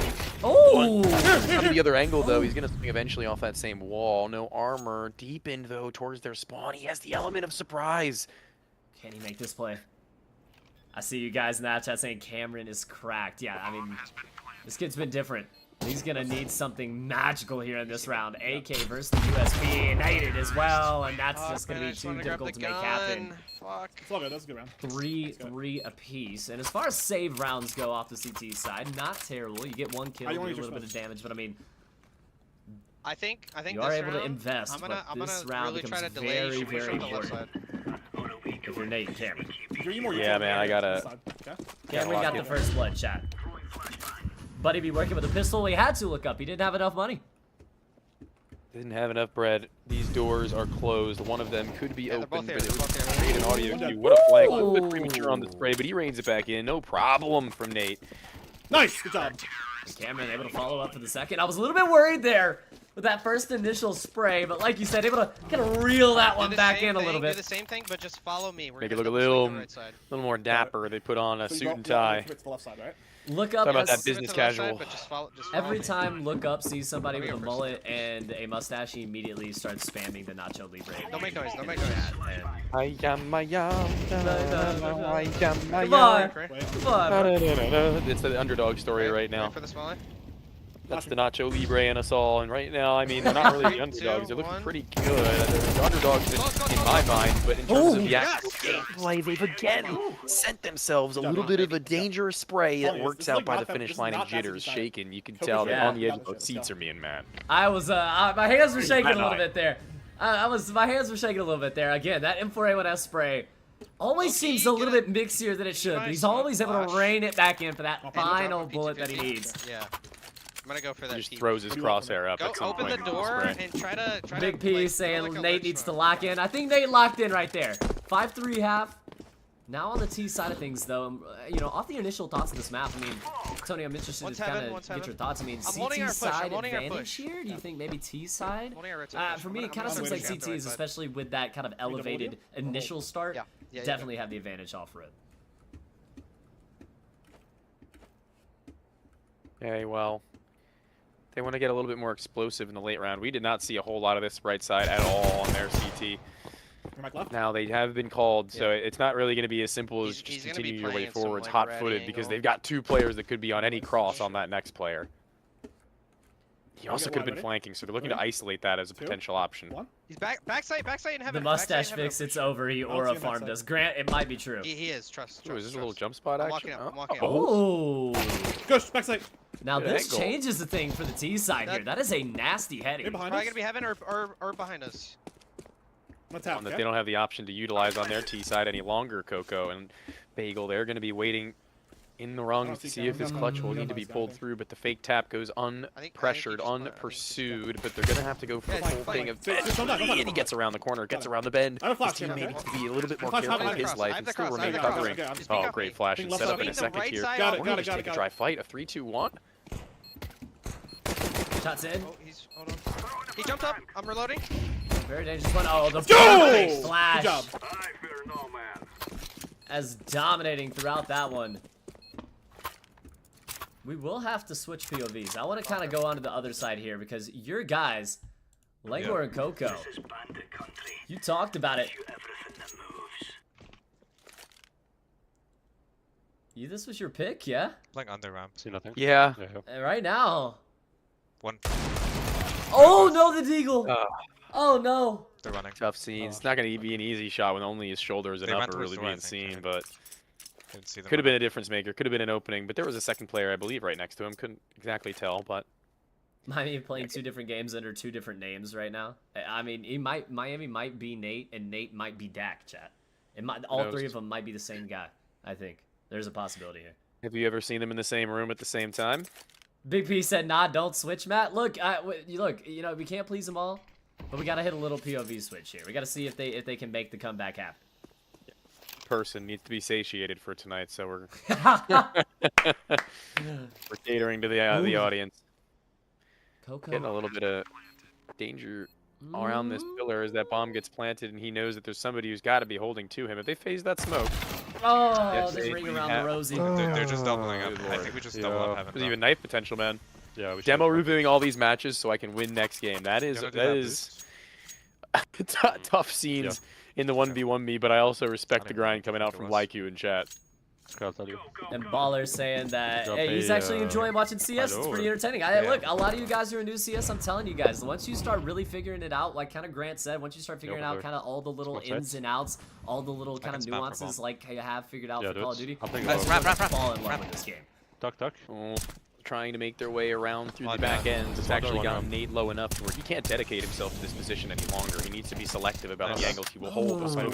So that'll cover him, and he also deals enough damage to where Coco. Oh, excuse me, that we switched POVs. I called him Nate. My bad. But even still, it's still never more true. Okay, I'm back now. Could be blind smoke. This is a massive round. He's on site, bro. Oh my goodness, with the Galil. Nate! They're great! Yeah, it's my bad. Back to back with the Galil. As he lines him up, sits him down. And one more round to end this out for Nate and Cameron, as they said they were going to make it look easy, and so far it's been exactly that. Shooter McGavin in the chat. Shout out Happy Gilmore. Looks like he's a big Nate fan tonight. Yeah, but right now, I'm a big fan of them. I would be too if they're looking this dominant. The first prediction I've had that looks to go awry. It was bound to happen. It was inevitable. Let's look at that. The record speaks for itself, but hold on, wait a minute. Coco gonna go down. And this is gonna be a very difficult position now to spray through the smoke. I just don't see a way out of it, and there is no way out of it. 9-3. I play so bad. They made it look easy, and it's exactly how they said they get it done. And I mean, Tony, your first prediction that goes awry, and I mean, really kind of for both of us, we thought that one was going to be closer, but I mean, no close match to be found. A dominating scene from Nate and Cameron. Yeah, I mean, Coco and Bagel really just couldn't get beyond that side of the pillar on their T, where that big tree is planted in between the bomb site, and that's really just going to be, I think, their greatest kryptonite, painfully so. So maybe we can get a little bit of insight as to how Nate and his teammate in Cameron were dealing with that factor, if they were just leaving it up to their hold on standard, because they played very, very safe, I would say.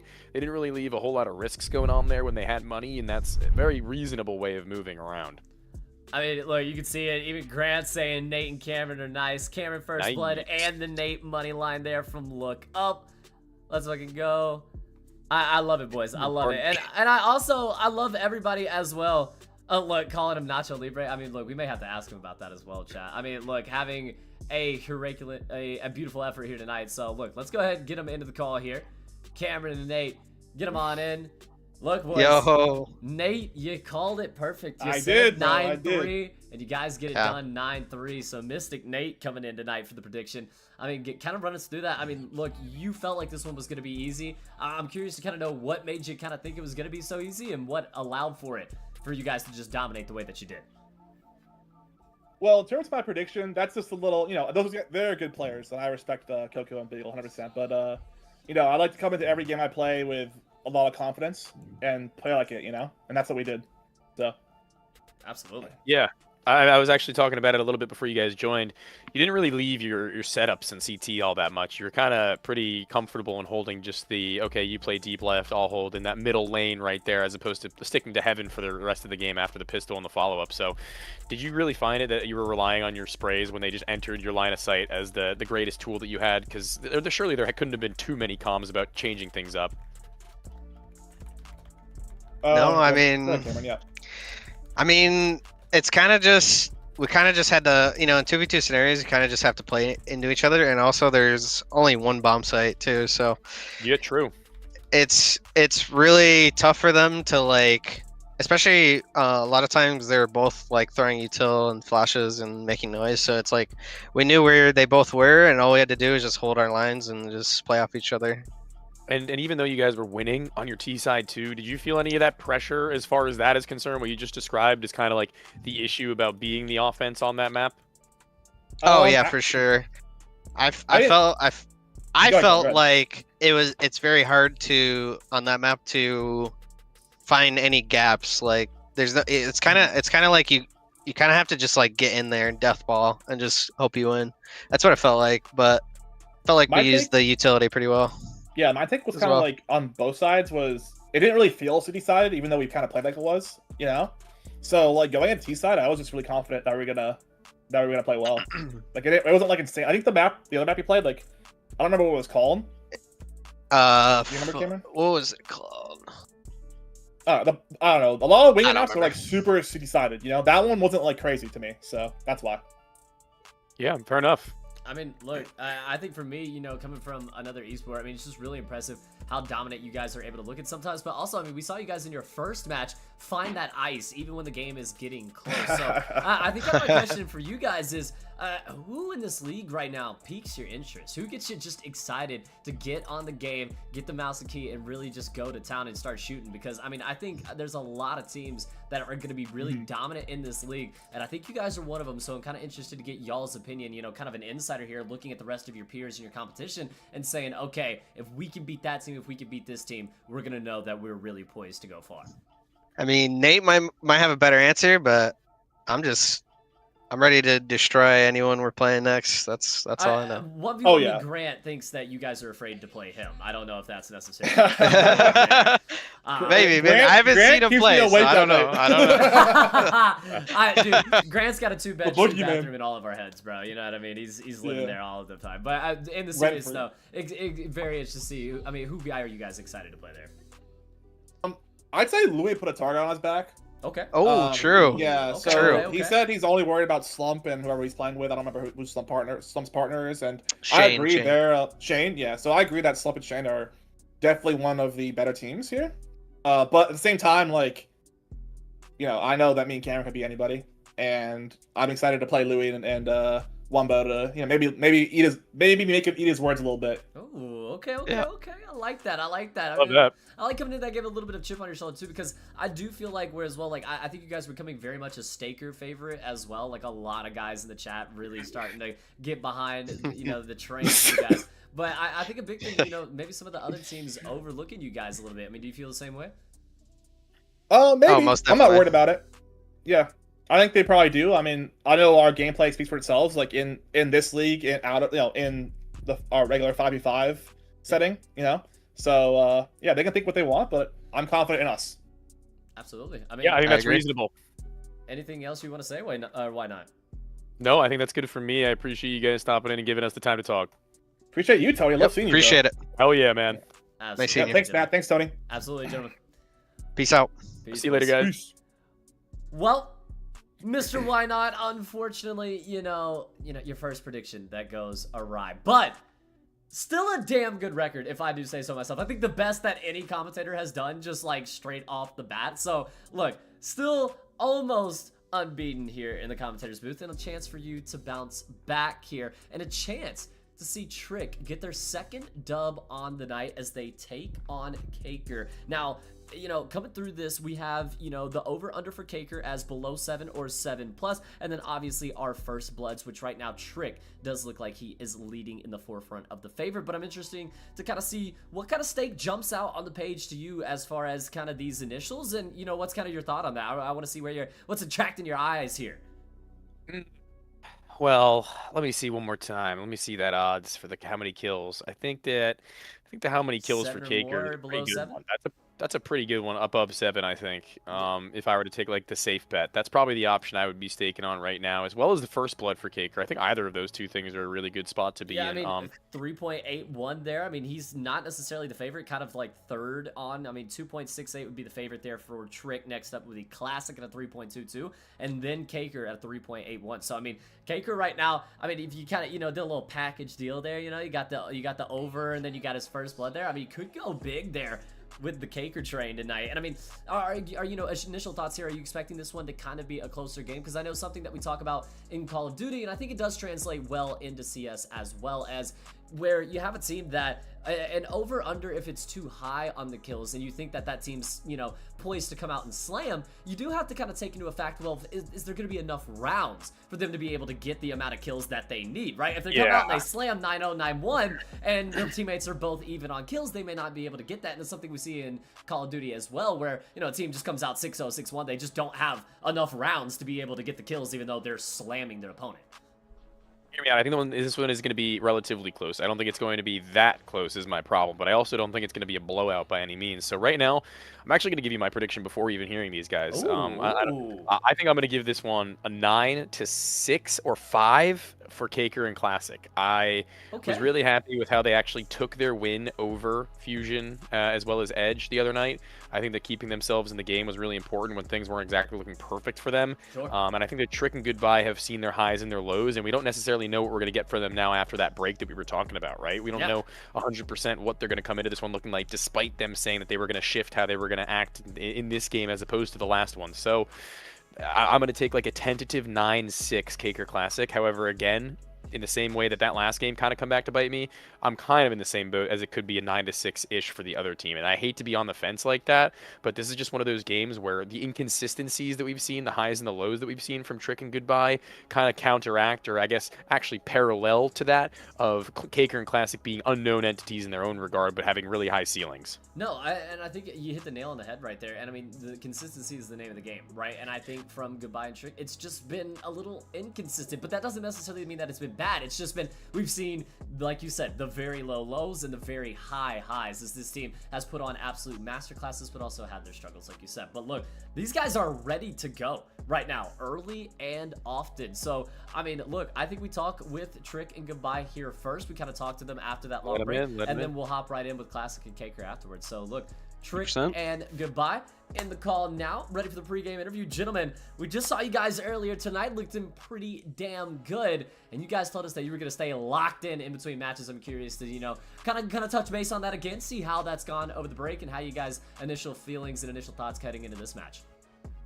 Yeah, I mean, we played a Face-It Pug and we lost, so I think our losing's out of the way for now, hopefully. True. Okay, yeah, get it out the way, get it out the way.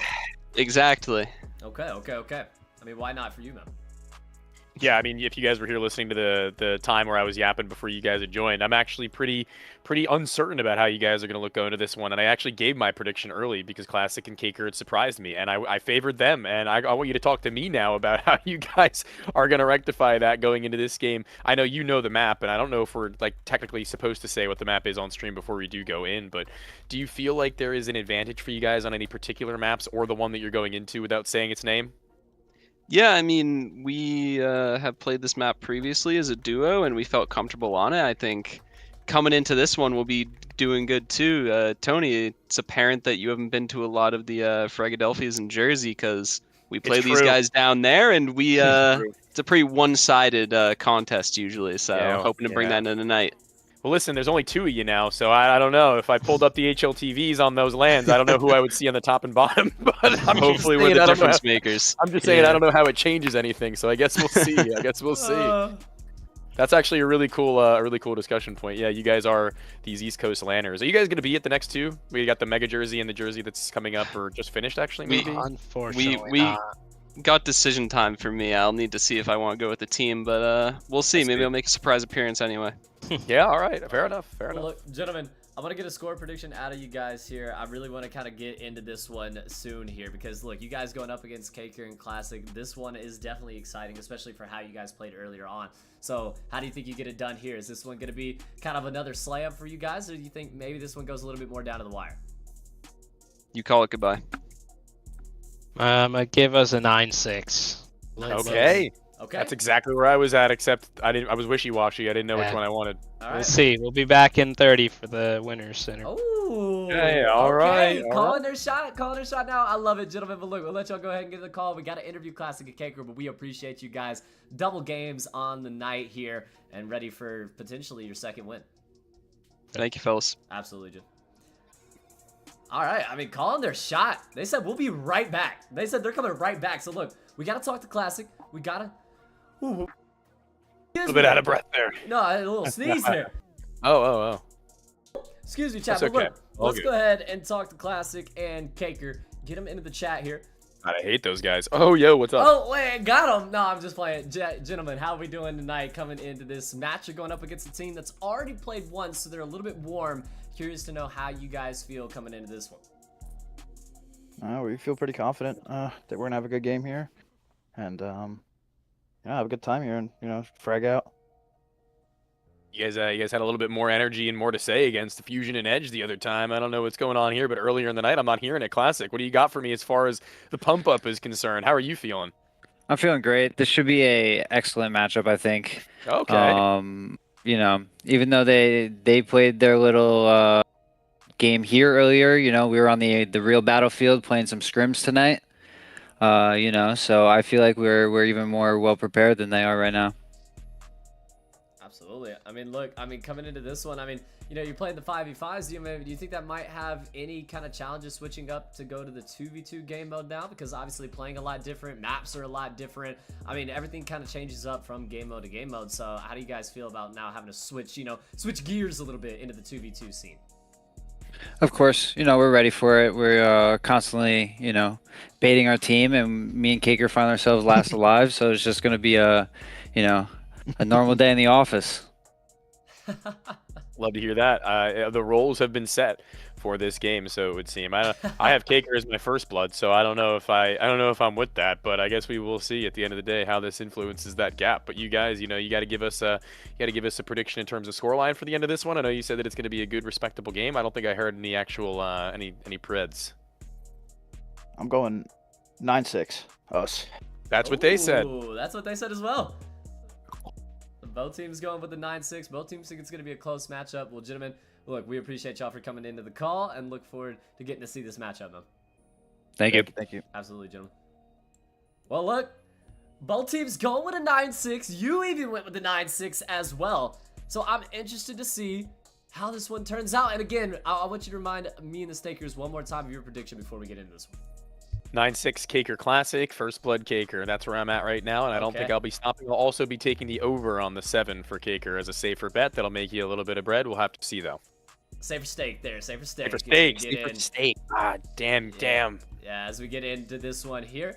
We're going to be hopping in here in just a moment. I think we should load up with Kaker because I think you got kind of a lot of things around Kaker here. You're believing in the First Blood. You're believing in the 7 or more. So I think the stakes surrounding Kaker tonight, look, definitely looking as far as you're from a commentator standpoint, we're looking good. I see Look Up going with a classic First Blood. All King as well, the First Blood. Kaker whooped that ass from Baller. I love that. This is going to be a fun one.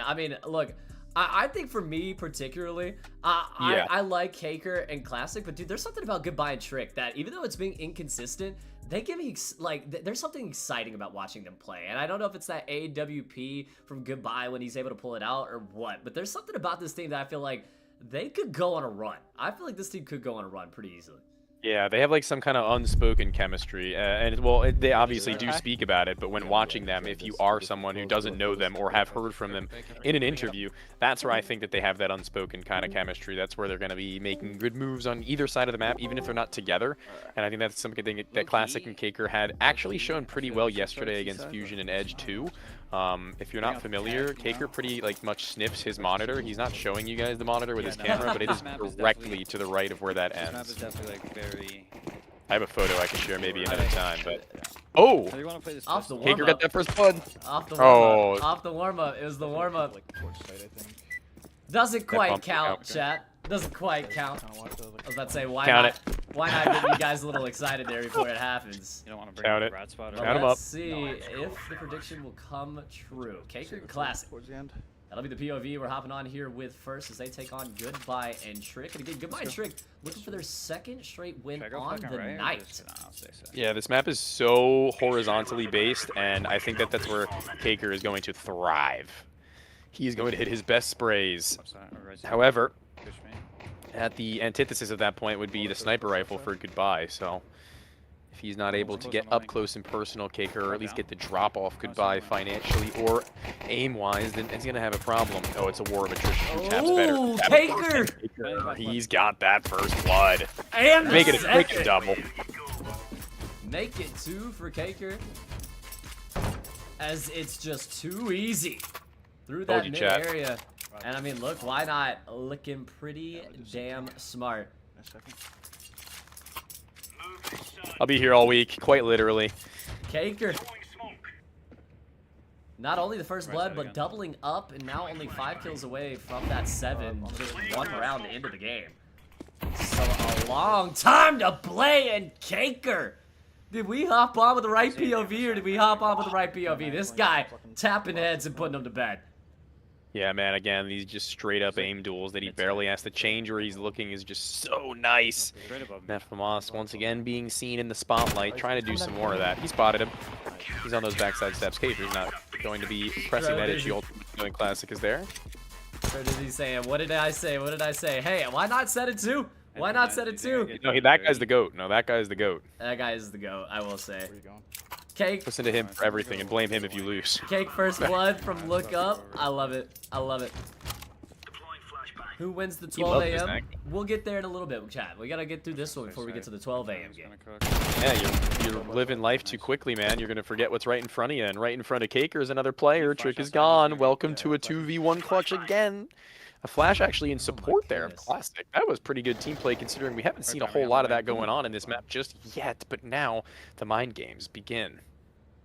That's a big kill from what an angle. Yeah, I was about to say, this is dirty. And problem being, though, as well, Sight kind of giving up towards that mid area. It'll have to be a quick rotation back on. Looks like he's just playing for the sound cue here. Did he kill the bomb carrier?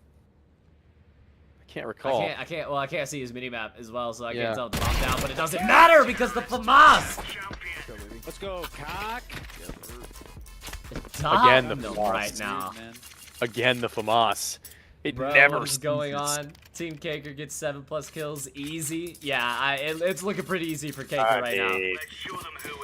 Trick I think that was too iffy on this one. Yeah, I mean, Look Up talked about the inconsistencies from the Trick Goodbye.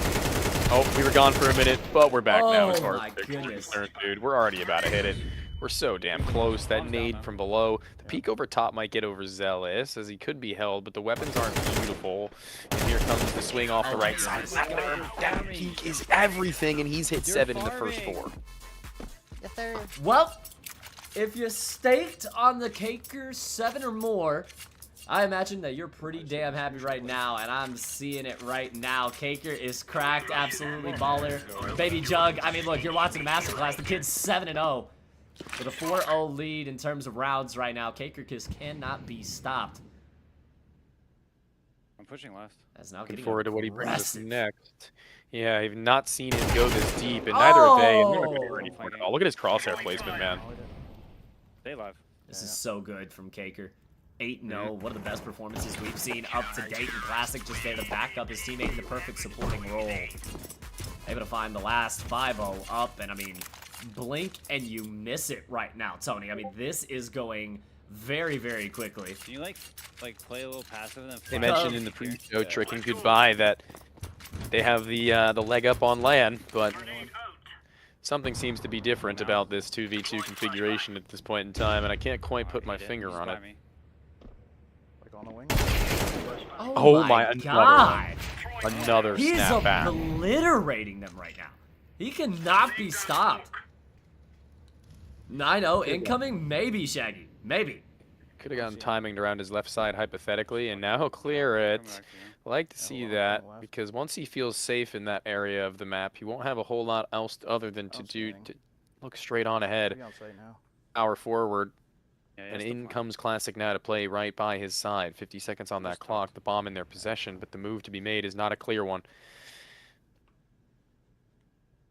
I just want to see whether or not they can isolate a duel. Them playing so close means that this swing should be almost instant from Classic. He waits a second there, but it's okay by the ends of all days. He still gets his singular kill. Kaker, Classic gets a piece of the action. I was about to say, Kaker finally goes down for the first time this match. 9-1. Had not died up until that point. Somebody said, so note that Trick is not great on this map. Yeah, I mean, we saw him look okay on this map yesterday. I mean, Goodbye was able to invest in that off a lot more, but I mean, we talked about it on a map where the off can be prevalent. If you're not able to afford it, when the big problem starts to kind of afford itself. Oh my God. 9-0 would do have fed not on the square. matter. Yeah. Oh my god, you can wrap around this yellow bar. That's insane. Wait, that's new technology that's just dropped that we're gonna need to pay attention to later on. But right now, Kaker's low. Will be taken care of. Able to find the first, but are you gonna expect Classic around the very He's still close left. same corner? Yeah, I was about to say we heard him close left. Oh wait. Timing. Oh, this is gonna be huge. Oh my gosh. Up the ladder. The timing's gonna make me throw up, and he will be able to get it. Right as he goes up the ladder. 7-0. Call that a speed run, baby. And if you guys listen to Why Not, you are feeling really, really good. The Kaker. You do multiple stakes on one game. Yeah, yes you can. Yeah, so there's a lot of guys that went with the Staker First Blood, the Kaker kind of to win the match. Stro Dizzy, one of those guys right now. You see, If you hit the triple dipper, dude, you're welcome. the triple dipper for some of you guys. Oh! 1v1 now, though. We haven't seen that yet. But I mean, is it really a 1v1 when Kaker's there? Yes! Goodbye, finally! At the end of the half, when maybe all for naught, is finally able to find their first. Good grief. Now the pistol. Alright, they got one. It might be time to opt for goodbye. I think he might be feeling that moment if he gets ever the chance to. It would start with a pistol round, though, because if he loses that, he ain't getting no big green. They can hear us pretty quick. Just get it like to the short part and show us. They're going to run it back quickly towards this right side. It could be an instant swing from the CTs just as well. It could be a jiggle. Seeing neither of those two things set up almost certainly inside of that bomb site or close enough to it, and they would be correct. But how do they break it apart? I'm out. I mean, up the ladder, Classic go on the back foot now. Kaker will eventually join him or not. He'll actually catch a kill beforehand. Trick just hit the ground. I'm not sure how that actually went down, but they've got to get this plant off, and they're not exactly clean to do so. It's going to have to be Classic on cover. It's a good plant spot as well. No, he's on me. Able to get it down safe. Now you're going to be getting the information. Classic in a little bit of trouble here. But he will be able to deal with it. Has his teammate with the Overwatch just in case. But 8-1. I mean, this is dominating. Good God. This is not even close. And I mean, look, Stakers in the chat. They are feeling good. Stakers. The Kaker Stakers. The Kaker Stakers. You heard that. That's great. That's actually so cool. Kaker at? Yeah, no, I think he's double digits now. He is well beyond 7. So if you went with the 7 or more, chat, you were fine. He's on like 12 or 13 now, yeah. This kid's almost gotten every kill in the game to get so far. One of the most individually driven performances ever I have seen. And on that ladder, it gets awkward, but you can drop off of it just as quick as you go up, and he takes full advantage of that. But does the CT go for deeper jiggles? He could go either way. There's so much for Kaker to worry about right now, though. I'm just gonna stay here. And he'll take the low road. We'll be able to find the first. I'm gonna go back on. And despite having this 8-1 lead, look at the patience the Classic and Kaker are willing to play with right now. No reason to get over aggressive here. Wait for the Chows to come to them, and that's exactly what happened. 9-1. Dominant from Kaker and Classic. Bro's getting paid. For goodbye and Trick. That's the inconsistencies that we've talked about. The highs and the lows will continue for that squad where we've seen them look dominant and seen them get dominated. And that's just one of the times there where the other side of the coin, not as favorable. Yeah, I mean, the dependency on that sniper rifle on a map, at least particularly to Assembly, is a pretty big difference that we'd seen from them on the game they'd played against Tisky and Fat Guy, where it looked really good from Goodbye, but not seeing it here pretty much at all, even once, either side. At least I didn't. It's really painful. I mean, especially not seeing it in the kill feed, even if they were buying it. But, you know, time and time enough for them to regroup, recuperate, and then rethink maybe how they want to go about playing these games, both in terms of the time spread as well as in terms of how they're going to play it literally inside of the server. Yeah, I mean, look, for Classic and Kaker, though, I mean, I already see people in the chat saying Kaker is my new favorite. I mean, look, boys, this guy is him. I mean, dominating through the early stretch of things. You called it out. I just want to know kind of what specifically about this guy just really, like, you just knew. You knew he was going to have a big game. And not only did he have a big game, I mean, let's be honest, MVP of the match, masterclass, whatever you want to call it, he dominated his competition. Yeah, I mean, Kicker is one of the most individual players that I know. He's absolutely hands down as far as the players at like the level that I've played at and coached at, one of the most mechanically talented, and that's never been a question for him. But going as far as the micro of the game and making decisions, that's where we've had to work with I think the most about his game style. So the 2v2 really favors him because it minimizes how many wrong decisions you can make, maximizes how many decisions you can make that'll favor you as an individual and a solo player, as well as the fact that his mechanical ability sometimes even bails him out of scenarios where he shouldn't be getting even a 1, let alone 2, and he'll show you that he can. Absolutely. But look, let's go ahead and get Classic and Caker into the call. Talk to the gentleman after that dominating performance. No stone unturned, no questions left asked. Gentlemen, I mean, look, y'all coming into this one, y'all thought it was going to be a close matchup. I mean, look, it went pretty damn easy for you. Yeah, no, 100%. I mean, we played pretty well. Classic, helped me out. We played a lot of good coming. All right, no, let's be honest here. Let's be honest here. This guy Caker was farming today. I don't know what happened to him before the game, but I haven't seen him play that high level of Counter-Strike in a very long time, and I love to see it. So shout out my teammate. It was all on him tonight. Thank you. Yeah. I mean, I think that it goes kind of without saying if you just watch the game back or watch the game live. Like, dude is frying in individual moments where he's, I'll get my 1. No, how about 2? Why not? I mean, I may as well go in for the full thing, and you feel that confidence and you don't stop from it. You're making some insanely good decisions too throughout that map. Like in split-second moments where it could have been you getting turned on or you getting flanked. I feel like you had a pretty good read on the timings in your inner clock, and that's something that really is difficult in 2v2. So good on you for that. Did you feel like that was how you were feeling in that game too, or was it almost just like happenstance that you ended up making decisions? Like, was it like, I don't know where to look, or did you actually feel comfortable in what you were calling? I felt pretty comfortable with myself. Kind of just felt like whatever decision I made was the right decision almost entirely. Instincts, baby. Yeah, and my instincts were on point that game. So, really proud of myself, obviously. Goal in playing Counter-Strike is always to perform as much as possible. So, had that happen today, and I'm really happy about it.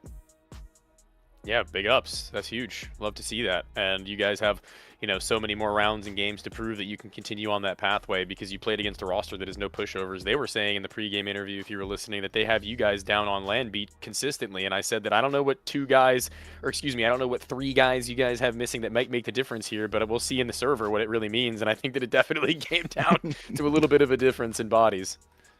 Yeah, no, 100%. It's okay. That's why he doesn't show up to Jersey anymore. Ooh. Heard. Well, I mean, look. All right.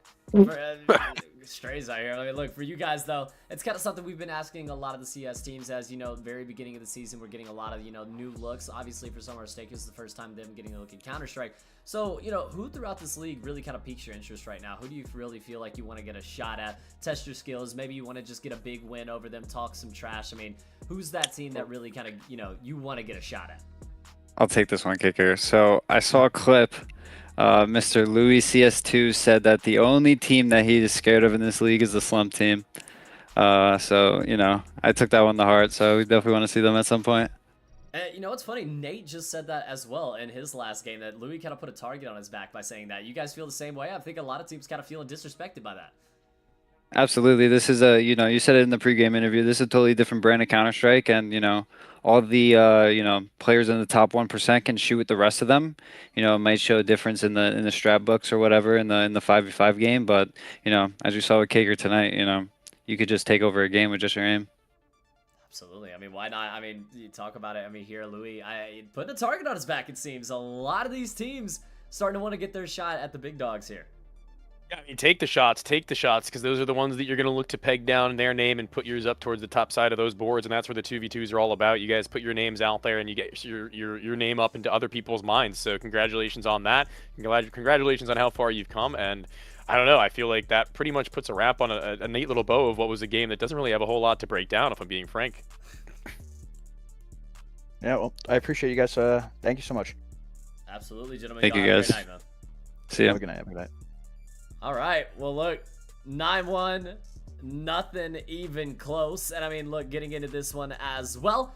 Our last matchup on the night here, but we can do a quick recap here, I think, here. Why not? Trying to look and see what some of our other matches have turned out tonight. If I can get it to pull up for us here. Yeah, so I mean, these guys are going to be a pretty good match to lead into what will be our finale, I think. And somebody was asking earlier about what we were really going to think about that one going down the stretch. I believe it was Shane and Slump against someone and someone. Yeah, I mean, we'll look at that one in just a second. I was going to say we looked through, you know, kind of what's happening tonight. Obviously, Trick taking down Fusion 9-5 to kick off our night. Frizzy with the 9-0 win over DK Rad. I don't think really anything surprising to you or I there. The big kind of shock, I think, for you and I, Nate, 9-3 over Langwar. I think that kind of the biggest shock of the night. I mean, just really dominating that game. Didn't necessarily go the way that we thought it was going to go, as Nate and Cameron looked really dominant in that game, find their second straight victory, stay undefeated on the season. And then obviously the game that we just watched when Kaker dismantling Trick. And I think kind of the overarching storyline of that is, you know, the inconsistencies continuing for Trick and Goodbye.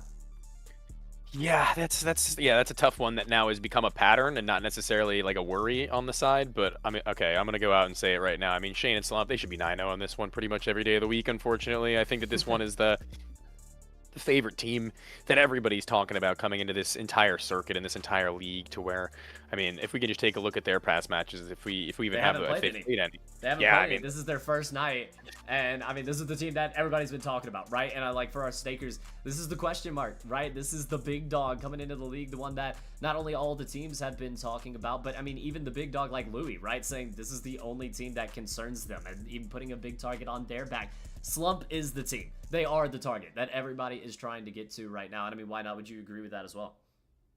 Yeah, I mean, they should be coming into every one of these games with the same mentality that somebody like Frizzy and Little Beer have, where they should be saying we should be winning 9-0 every game. And I think that that's not unreasonable in the slightest. These are some of the two hardest hitters that the North American scene has. I was talking about Kaker's mechanics. If we're going to look at Shane as somebody you can rely on to get a good kill or two, that's absolutely true in the same fashion, except at an exponentially higher level, unfortunately. Not to diss Kaker at all, but I'm sure he's on the same wavelength as the fact that if you enter a 1v1 with this guy, even you could be delusional about it, but you got to know what's coming your way. No, absolutely. And I mean, look, I'm personally kind of giddy to get to see these guys, right? Because everyone has been talking about it. You've kind of brought them up to me in the green room asking, like, yo, who's Slump playing with? Shane? Okay, like, that's going to be the team we need to watch, right? I mean, like, this has been the team that everybody is the most excited to see. And I think, you know, how does a team like Fusion and Edge challenge them? How do they make this game competitive? Because like you said, they should be expecting to get 9-0'd here. But how do they come into this game to really shake things up here? Obviously, 2v2s, it's a switch up in pace. I mean, if you're Fusion, you have 3 matches under your belt already. Maybe use that to your advantage, if at anything. I mean, why not? Obviously, I've kind of had your decision set before the match even started tonight. So, I mean, how do you think this one even gets competitive? Yeah, that's honestly a little bit of a hard ask, but if I had to be if I had to be 100%, I think that the only quote unquote crack that they have to worry about and look towards is Slump now being a rifler. That's really it, but that doesn't mean a whole hell of a lot. Like, if they could figure out where Slump is playing, I think that they would have the easier time of going into his area of the map and taking a 2 versus 1 heads-up aim duel against him over Shane. And that's not to slight Slump whatsoever. It's just that the natural transition for him is obviously not going to be as easy as a guy who's brought onto these teams with the sole purpose of knocking heads off shoulders. Hey, look, I mean, we talk about it, knocking heads off shoulders, ripping the heads, putting them to bed. And already, some pregame interviews. They're a little bit early, so I want to go through these stakes a little bit here before we get into this. But I mean, as we've been talking about it, Slump has become a incredible favorite coming into this one at a 1.31. But your first blood right now, I mean, which kind of player do you think, Slump or Shane, going to be that more aggressive entry guy, especially in the pistol round? As I assume you think one of these guys is going to get that first blood. It's a tough question. I guess it matters how much Slump wants to kind of throw himself into the action, as opposed to having Shane be a kind of like reliable pillar of finding kills for him to then activate, whether it be on extremities or by his side. Because I think it could go either way. I think Slump takes, excuse me, a lot of opening aim duels in the current iteration of this getting info team that they play on together. Since the addition of Carson, that's changed ever so slightly. But I think that definitely if I were to lean in one of those two players' individual mechanical talent on pistol, I'd probably say Shane. But I think in terms of Slump being pretty selfless now and taking on a lot of onus in his roster, I would say that he's somebody who should definitely be able to hold his own against either player and could very well be put in a position where he needs to. Hey, I mean, look, we'll have to see. I mean, do you want to go ahead and talk to some of these teams? I mean, I feel like this is I'd like to talk to Slump and Shane, yeah. This is the first time we're getting to see Shane and Slump, so let's go ahead and pull them on into the call. and we'll go ahead and break it down here in Yo. the match interview. Gentlemen, how are we doing tonight? Y'all's first match inside of the 1v1 Me CS League. And right now, I mean, everyone is talking about you guys as the team to watch. So I kind of want to get your take on it. I mean, welcome into the 1v1 Me League. And I mean, give us kind of your first initial thoughts and feelings coming into this match. I've never played Memento before. Should be interesting. Oh, I've also never played, so the map should leak. be The very map nice. leak? I had no What? idea. I don't even know. Oh, no But one now knew I the map? know. Is that the name of the map? You said Memento? Yeah. Apparently. All right, well now I know. I don't think I've ever even seen it myself. I don't even know, but that's gonna be exciting. It's talking about you guys as coming into this game in particular as your first.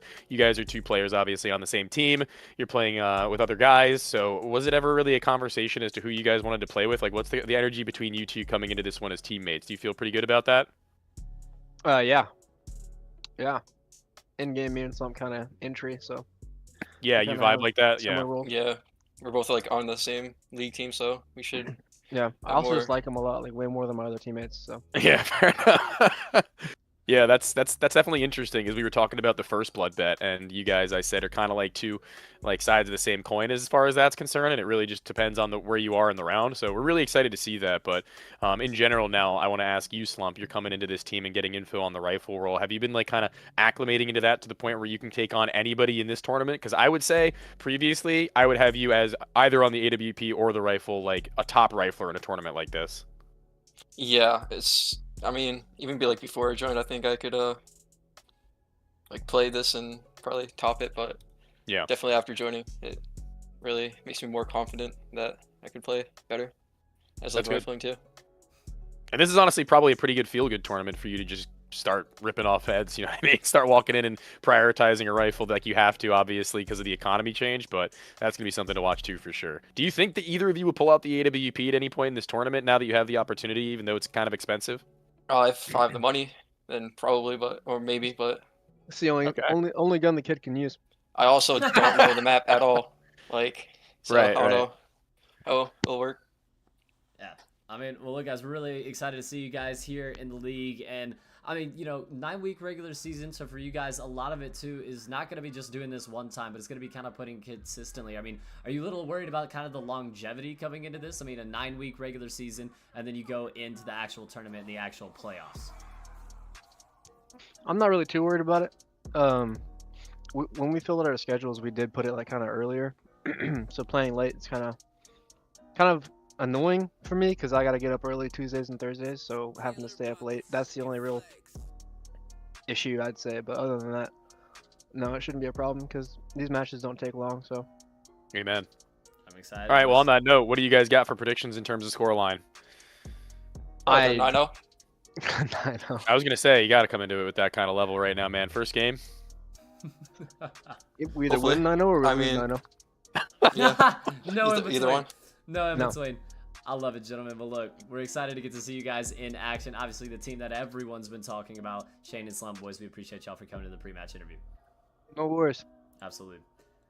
All right. Well, look, Shane and Slum obviously feeling confident. Like they're either gonna 9-0 or get 9-0. They are not coming for anything else. They're going for the absolute slam. But we do have Edge. We do have Fusion. We get these guys into the call. As gentlemen, how are we feeling coming into this matchup tonight? Well, Matt, if I'm going to be honest with you, I think we're on the back foot, but that doesn't mean we're any less confident. I like that. I like that a lot. I mean, look, we talked about you guys coming in, making this one competitive. I mean, look at that smile. How do you guys? Yeah, I mean, look, we got Fusion, we got your player card peeled up on the screen. I mean, looking great. I mean, how do we feel like you guys keep this one competitive? How do you keep this one close? You hang around, maybe make it mixy, and gives yourself a chance towards the end. I think discipline and being a little more conscious of the clock. I think, I mean, we saw game one tonight, right? We had a couple of moments where we bled the clock a little more than we would have liked, got a little spread apart and weren't really in a good spot to trade, and didn't put ourselves in a spot to get the best info out of it. So getting info, some would even say, is really important. Yeah, some might say. Sorry. No, dude. I said I like you for that. That was good. What can I say? 6-7. I mean, sorry. He did it again. He did it. We can't keep letting him get away with this. We can't keep getting away with this. I mean, Fusion, for you guys coming into tonight, though, I mean, obviously becoming a fan favorite very early. I mean, I think a lot of the stakers kind of rocking with you guys here. Not only because of what I'm seeing in-game, but also off the game as well. I mean, the antics and the hype. I mean, for you guys, I mean, keeping that confidence seems like an ultimate key. And I mean, throughout this game, I mean, your confidence is going to be tested, I feel like. You know, there might be some rounds that just, you know, don't go your way because of timings, this and that. I mean, what is the most important key to keeping that confidence throughout this match? I think the chemistry is big for us going into it. And the thing about me and Edges, we're both pretty strong mental players. So it takes a lot to wear us down. I think it's just trusting ourselves and just staying focused. And that's and thankfully in, you know, these wingman games that are first to 9 as opposed to, you know, you're in a triple OT league match or something like that, you know, it's just a little easier to stay locked in. The rounds are a little more fast paced. You don't have time. If you die and if you die first in like a 5v5 full on game, you have to sit there and dwell on that for a while. But in the wingman, you're going. Yeah, you're playing. You got TikTok up. Yeah. But nah, in the wingmans, it's a little more fast paced.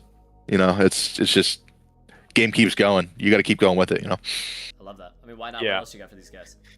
Well, I mean, at the end of the day, boys, I think that this map that we already now know what it is, that you guys go into it. How are you feeling particularly about Memento? This is okay. I like that, by the way, we're going through every map. This is the first time on Memento we looked at it.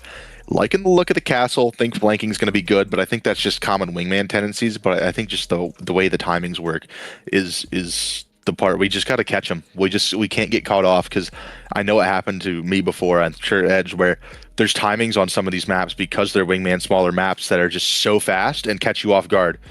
But I think Memento might help with that a little more. Like, I think the timings are not as super fast. Like, they're still strong, but I think they're a little more akin to you know, a standard pace of play, as opposed to, you know, I know there's a huge gap on Whistle. Caker got to me in like 2 seconds the other night. I thought it was like a 7-second walk, bro. I was like, oh my god. Yeah. But yeah, that's kind of nuts. Well, gentlemen, look, we got about just a minute till match time here, so we'll go ahead and get your prediction for this one. Look, you said that this one was going to be tough, but how do you guys get it done tonight here against Slump and Shane? Well, it's gonna come down. It's gonna come down to trades. It's gonna come down to playing together. If we get on an island, if against either of these guys, they're both very strong players. Ones are gonna be hard. These guys are mechanically very good. They're strong players. They played a BO3 tonight, so they're hot. We played some games today. We're hot. We're all warmed up, settling in. It's just a matter of you know, taking the right fights at the right time together, not putting ourselves on unnecessary islands and just shooting the gun, man. I love it, John. I love it. Well, I'm absolutely with that. Did you give predictions, guys? We're gonna hear those. I was about to say, yeah, we need a score line though out of you here. Yeah, you don't want to hear my scoreline, bro. It's gonna feature a 6 and/or 7. So get out. Get in the server. All right. 9-0 us. 9-0 us. Yeah, 9-0 baby. us. That's what we want. That's what we want right there. All right, Jay, look. Get out of your system. Let's see it. We appreciate y'all coming in for the pregame interviews. We can't wait to see this matchup. Last one of the night. We'll end it off on a banger, hopefully. Gentlemen, good luck. Have fun. Yes, sir. Thank you, brothers. Absolutely, man. Oh, man. I love that. The 9-0, just to give it to us. I love, you know, we at least get away from the 6-7. Chat, if I see any of you guys in here, I'll start handing out bans real quick, chat. Don't test me. Don't test me. I'm just kidding. Don't do it. I'm just kidding. Look, let's hop into the game. Obviously, I think our first look at Shane and Slump. So, I mean, that's where we got to hop in, right? That's where I'm giving it a 9-1 for those two. A 9-1. You're not even giving them a chance. Not even giving them a chance. Here? I'll give them 9-2. 9-2. Okay, I like that. You know what I mean? Give them a few 9-2. rounds. Give them a few rounds here. But it does. I have a bad feeling that they'll win one round and then just get upset the next round. That's my mindset right now. I really hope not. I hope we can actually get a pretty close matchup towards the end of the night here. It is it not? As chat, just a few seconds left to go until we can get this one underway. Yeah, they're just going to hop into that server, get everything ready, and it should only be a short enough freeze time to where mere seconds come off the clock. So looking at the... Pardon me. Sorry, it came out of nowhere. Looking at the future. of this tournament, we're going to be looking at Slump and Shane to make a statement close to 9-1, 9-2, 9-3, because we've seen already some players against some pretty solid rosters make 9-0s happen. So, you know, like this one is one where I think the gap is super wide, but the floor is still looking pretty decent. So it's going to be a matter of, are Shane and Slump awake enough for this one, and are FusiioN and Edge awake enough to turn their own abilities to 110%, because there's nothing short of that they'll need. 100%. And chat, I'm looking at you guys in the app chat right now. Somebody said Slump about to get slumped. I don't know about that one. Big P saying please win FusiioN. Y'all about to fuse with a trash can? Okay, I see what you did there. That's crazy. I staked on both Slump for first blood and to win. Okay, okay. Going with the why not. About to get destroyed. And I see a bunch of you guys with the 6-7 meme. So alright. All right, mass bans going out. Here we go. No, I'm about to give out 6 or 7 bans on you guys, chat. No, I'm just playing. All right, all right. Let's see what this map is all about. I think I played this one when it first got introduced into like the Wingman game mode itself, if I'm not mistaken. And I remember it being a bitch. Yeah, I mean, I realized I could say that. We saw this map night 1, and this was the map that Laboom had kind of find those smoke strats out from the CT side. They were able to smoke almost the mid cross right through this angle right here over the castle. They gotta be somewhere around here, I feel like. You could get shotguns in so many silly spots too. I swear, bro. Just Creddy up in a little corner with a swag 7 and get ready to get busy. I'd like to see one, not gonna lie, but I gave sound cues around 0. they can go through the inner side of this map right now and probably get some good real estate to get the drop on either player. This game, obviously, a game of timings, but 2v2s even more so. Electric Slump, good flick upwards. The next of them has taken him to 2. Now he can just hide. And yeah, Shane's got his cover. And quickly 1-0 up, and they talked about it. Mechanically gifted are Slump and Shane. And for our stakers that are just now joining into the 1v1 League, or maybe watching Counter-Strike for the first time, when we talk about mechanically being gifted, chat, that's what we're talking about. Your gunning. We're talking about how well you can point and shoot. And these are 2 of the best in the game, and surely 2 of the best here in the 1v1. I'm playing close. I'm playing close. Took me to this close corner, taking a bit of a risk of Slump, but again, Shane not all that far off away that he could turn so long as Slump gets his 1, which he should be confident with. It's just a matter of how quickly they jump around that bend if they ever do. Shane's already got the first of them. The next to activate should be simple, should be easy pickings, even if Slump is to drop, and he will get his just the same. A nice clean beginning, no hitches, no problems await them. And it was a small investment for the T side. I mean, Tech 9 minimal nades, so should be decent out here in this round. Yeah, bonus round for the CTs as well. Yeah, exactly, and I was just about to say that right now. I mean, if you're slumping Shane, you're feeling good. They better get servers real soon. I'm gonna get mad. First blood dump. Being active. 15 for 50, absolutely Riz. I just blocked myself out. Oh, they've already lost the first of them to the AK-47s, and that was always going to be a difficulty. And an angle playing low, I don't know if he can very easily change where he's playing from after this first round. He's going to need to battle his way through. Once again, delivering in a moment of energy, but nothing really coming out of Slump there. Except for straight bullets. His teammate just says Slump is king, and all he said was, "Yep." I mean, they're not even breaking a sweat, not even giving off any sort of energy here.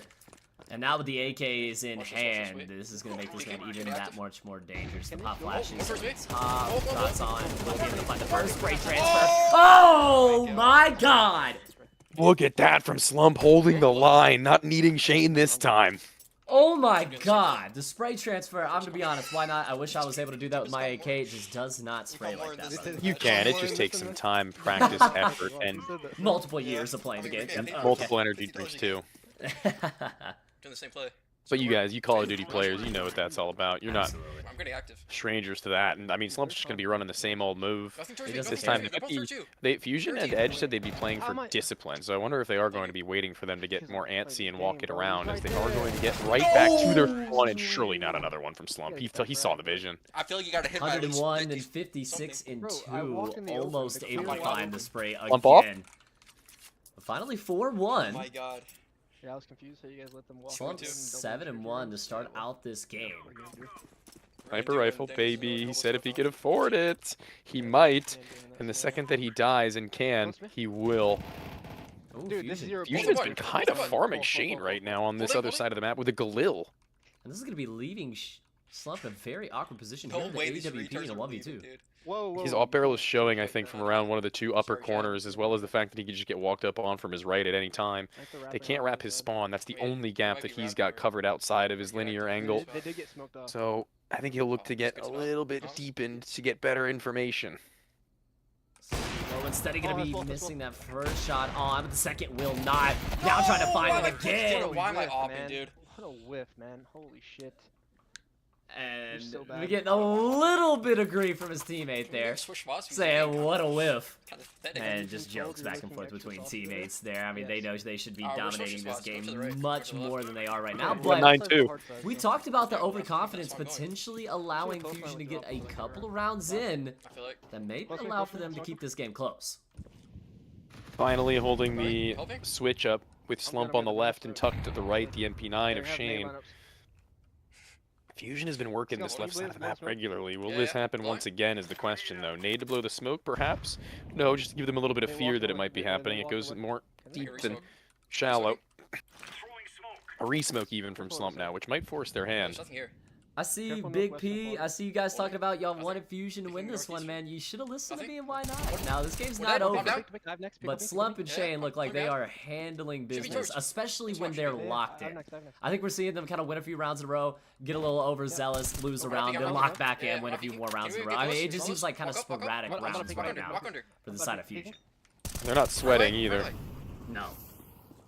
They are very much so just kind of playing their own game, as these guys do tend to do. 28 seconds, though. That incendiary, that's going to stop them from getting back towards the site without swinging. They're side by side. There's 5. Maybe a switch at the half to see what these guys are up to after the fact, but here comes the last. Last round of the half, and we will hit the POV switch afterwards. Just go on the wall, and I'll flash you. I'm going to smoke off the northwestern quadrant.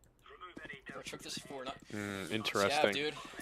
Piss me off, you know that, right? This change-up that they've run, it works really well as of right now, but oh, he's been caught. He's been seen on the cross, and he doesn't realize how quickly Fusion can get there, and I think that maybe what Shane was actually being hit by in the last, and this is just beautiful work from them to claim a third. They're close. They're tight. Yeah. 10 kills for Slump, but ultimately it's Fusion who's pulling the chains from his end. And I mean, 2 quick rounds to end out that half to get it to a 5-3 scoreline. Pistol becomes very, very important now. Yeah. The last pistol round was dominated by Slump. And interesting to see now what changes we see here. The next move sees them regrouped. Swings wide. The CTs, not as much to start. They're tucked, deepened, not playing a forward positioning as they said they wanted to be disciplined, and I have seen a lot of that so far. A crossfire left, right, pardon would be wicked, and they haven't hit that, but they have actually cleared out the entirety of the immediate site. Yeah, no real site control here from the CTs as both of them over towards this backside, so Bomb Plant is able to pop in, but again, you have to wait for the wrap that's coming through, but it's not even able to give them enough time. It's 2 quick headshots and a quick round indeed after the T's get on the site. Big ups for Shane and Slump. Gorilla said, ain't no way you're... That's crazy. Again, can't quite get the rest of that one now. No, fair enough. Yeah, I understand. Don't worry, P says he's done with the app and then he'll be back tomorrow morning. It has happened. I've seen Big P do that a couple times. P, I love you. You know I love you too, bro. But we'll see you back in the morning, brother. That's going to be a good timing here for them to get right where they want to be, to get them claustrophobic in their sight. A back and front, hold, a forward, and back kill from Slump, though, as he lets them loose. Oh, the Galil, baby. We're seeing those FAMASas and Galils look so very strong in this tournament, this league right now. 1st to 9, Obliv. 1st to 9. And they ain't far. No.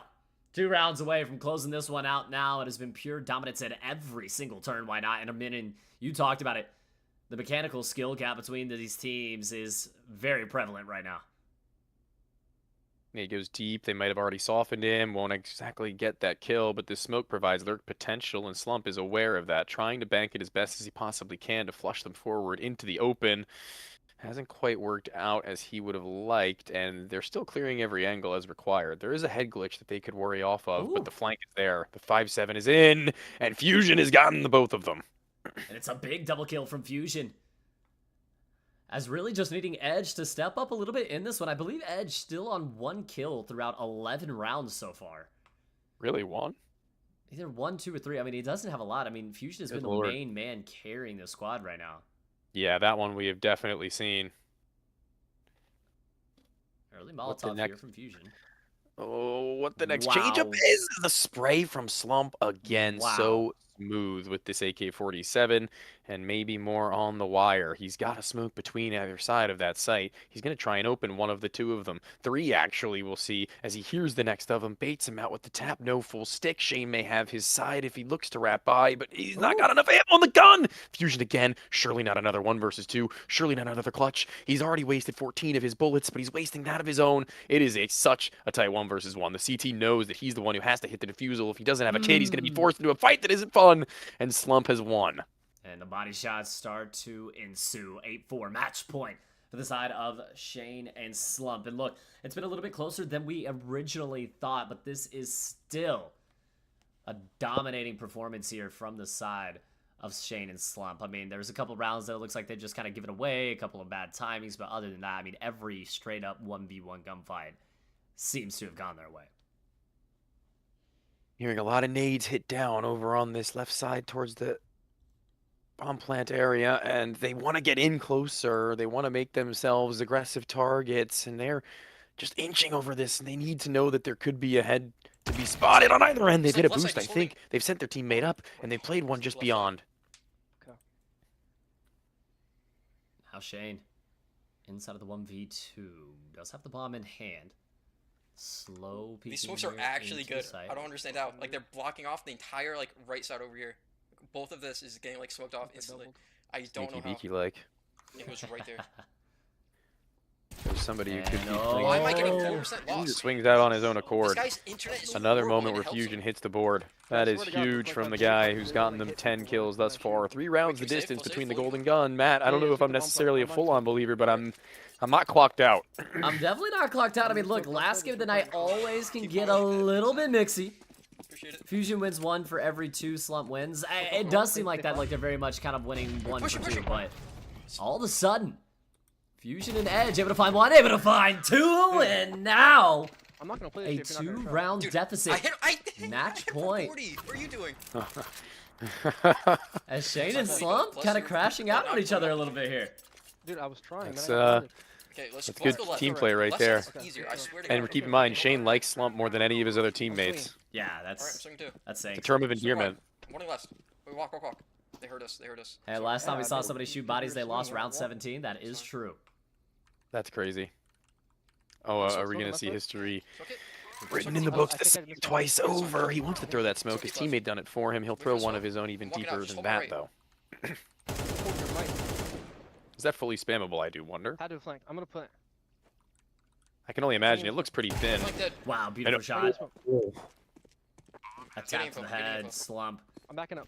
Oh, he's finding the first spot. FusiioN able to turn this into a 1v1. The shot sprays in! Oh my and the game is over. Shane and Slump. actually hard. 17th, dude. Get it done, but it wasn't pretty. Let's go, dude. Was that it? Scum had to drop 17 We gotta wait until the end of the stream. We can't just end right now. to be able to win that match. Yeah, same side of that is that FusiioN, I think, dropped like 11, 12, maybe even 13 to keep it competitive. So big ups from him. It's a painful one probably if you're Edge, who can't really get the same thing going for you on those offensive rounds. But I say valiant effort. I think that's a pretty good showing coming in from them. But all's well that ends well for Shane and Slump if we can get their information on how they felt about that game. Absolutely. I mean, we'll pull them into the call here momentarily. There they are, coming up to ready for drag. They're coming. Don't even sweat. We'll get them right on in. Hello? Gentlemen, how we doing? Yo. Doing very well. Amazing. That was an insane masterclass. Yeah, I mean, 17 is insane. I mean, I just I had was to talking when I about me. don't have a teammate. I was talking about me. He didn't really do that much. Yeah, that's true. I actually Are saw you eating that. right now? What did you say? Are you eating? Can I eat? Yeah. He just won, dude. Is he allowed to? Is he allowed to eat after? No, it's just like unprofessional. Like we're trying to do an interview and just eating. My bad. I'm sorry. No, listen, man, enjoy. I'm on the side of Victor wins the spoils, and you guys obviously getting paid. You guys get to eat. You're up in your bread. So talk to me about how you guys are so strong as teammates. That bond seems unbreakable in game. You were like hyping each other up after every kill, after every clutch, after every whiff. I think it's mainly basically. I just want to see him do well. That's all I want. Yeah, of course. I just want him to exceed expectations, and I think he did just that. Yeah. I mean, I could personally really tell, especially when he's missing kills. You're just trying to like tell him what's wrong. You know what I mean? Like tell him like what he needs to do and how to fix himself. And that's really admirable from a teammate. So I think you guys did a really good job of displaying that here tonight. Really good job. You see, you dropped 17 kills at the end, so it's got to be you have to be a part of that. I mean, yeah, not really, me. but I was making the comms, and he was just, he was picking up the slack that I let, Yeah. Okay. Also, I want to say one thing: that player card, I am the guy on the right, not the guy on the left. I said that before, but I don't think they changed Shane's the guy on the end. Yeah, Shane is the guy on the end, but the guy in the middle is. There's Shane. And there he is. Not me. Yeah, not the I'm guy the one in the on the middle. right. He's the one the close right to us, chat. So yeah. Just in case you guys think. I mean, look at his smile, though. I mean. Oh yeah, I was happy. He's a happy guy. I mean, look, you guys expected it to be a little bit easier than it was. I mean, FusiioN, he put up a fight for his squad. I mean, did you guys expect that one to get a little mixy like that? I mean, if Shane actually like did something, then it would probably be like easier game. But it's so funny how he talks about me like in front of people. Yeah, sorry, Shane. No, real talk though. Actually, did you think that FusiioN was hitting any shots at that point? Because it looked like from some POVs it actually sounded kind of insane. I don't know if that was just the difference in moment where he turned up, or did you make like decisions that because we couldn't see Shane's actual POV. We were watching Slump for a majority of it. So, do you think you just got hit with a couple of shots, or? Honestly, I think the host, like, because they got the host. I actually felt like the bullets were going through people because I had like 55 ping versus 0 ping. Like, I swear to God, but I could be completely wrong. It's just horrible. Yeah, ping is bullet, like insane. Fair enough. Yeah, I mean, he was putting me the fuck down. Still performing.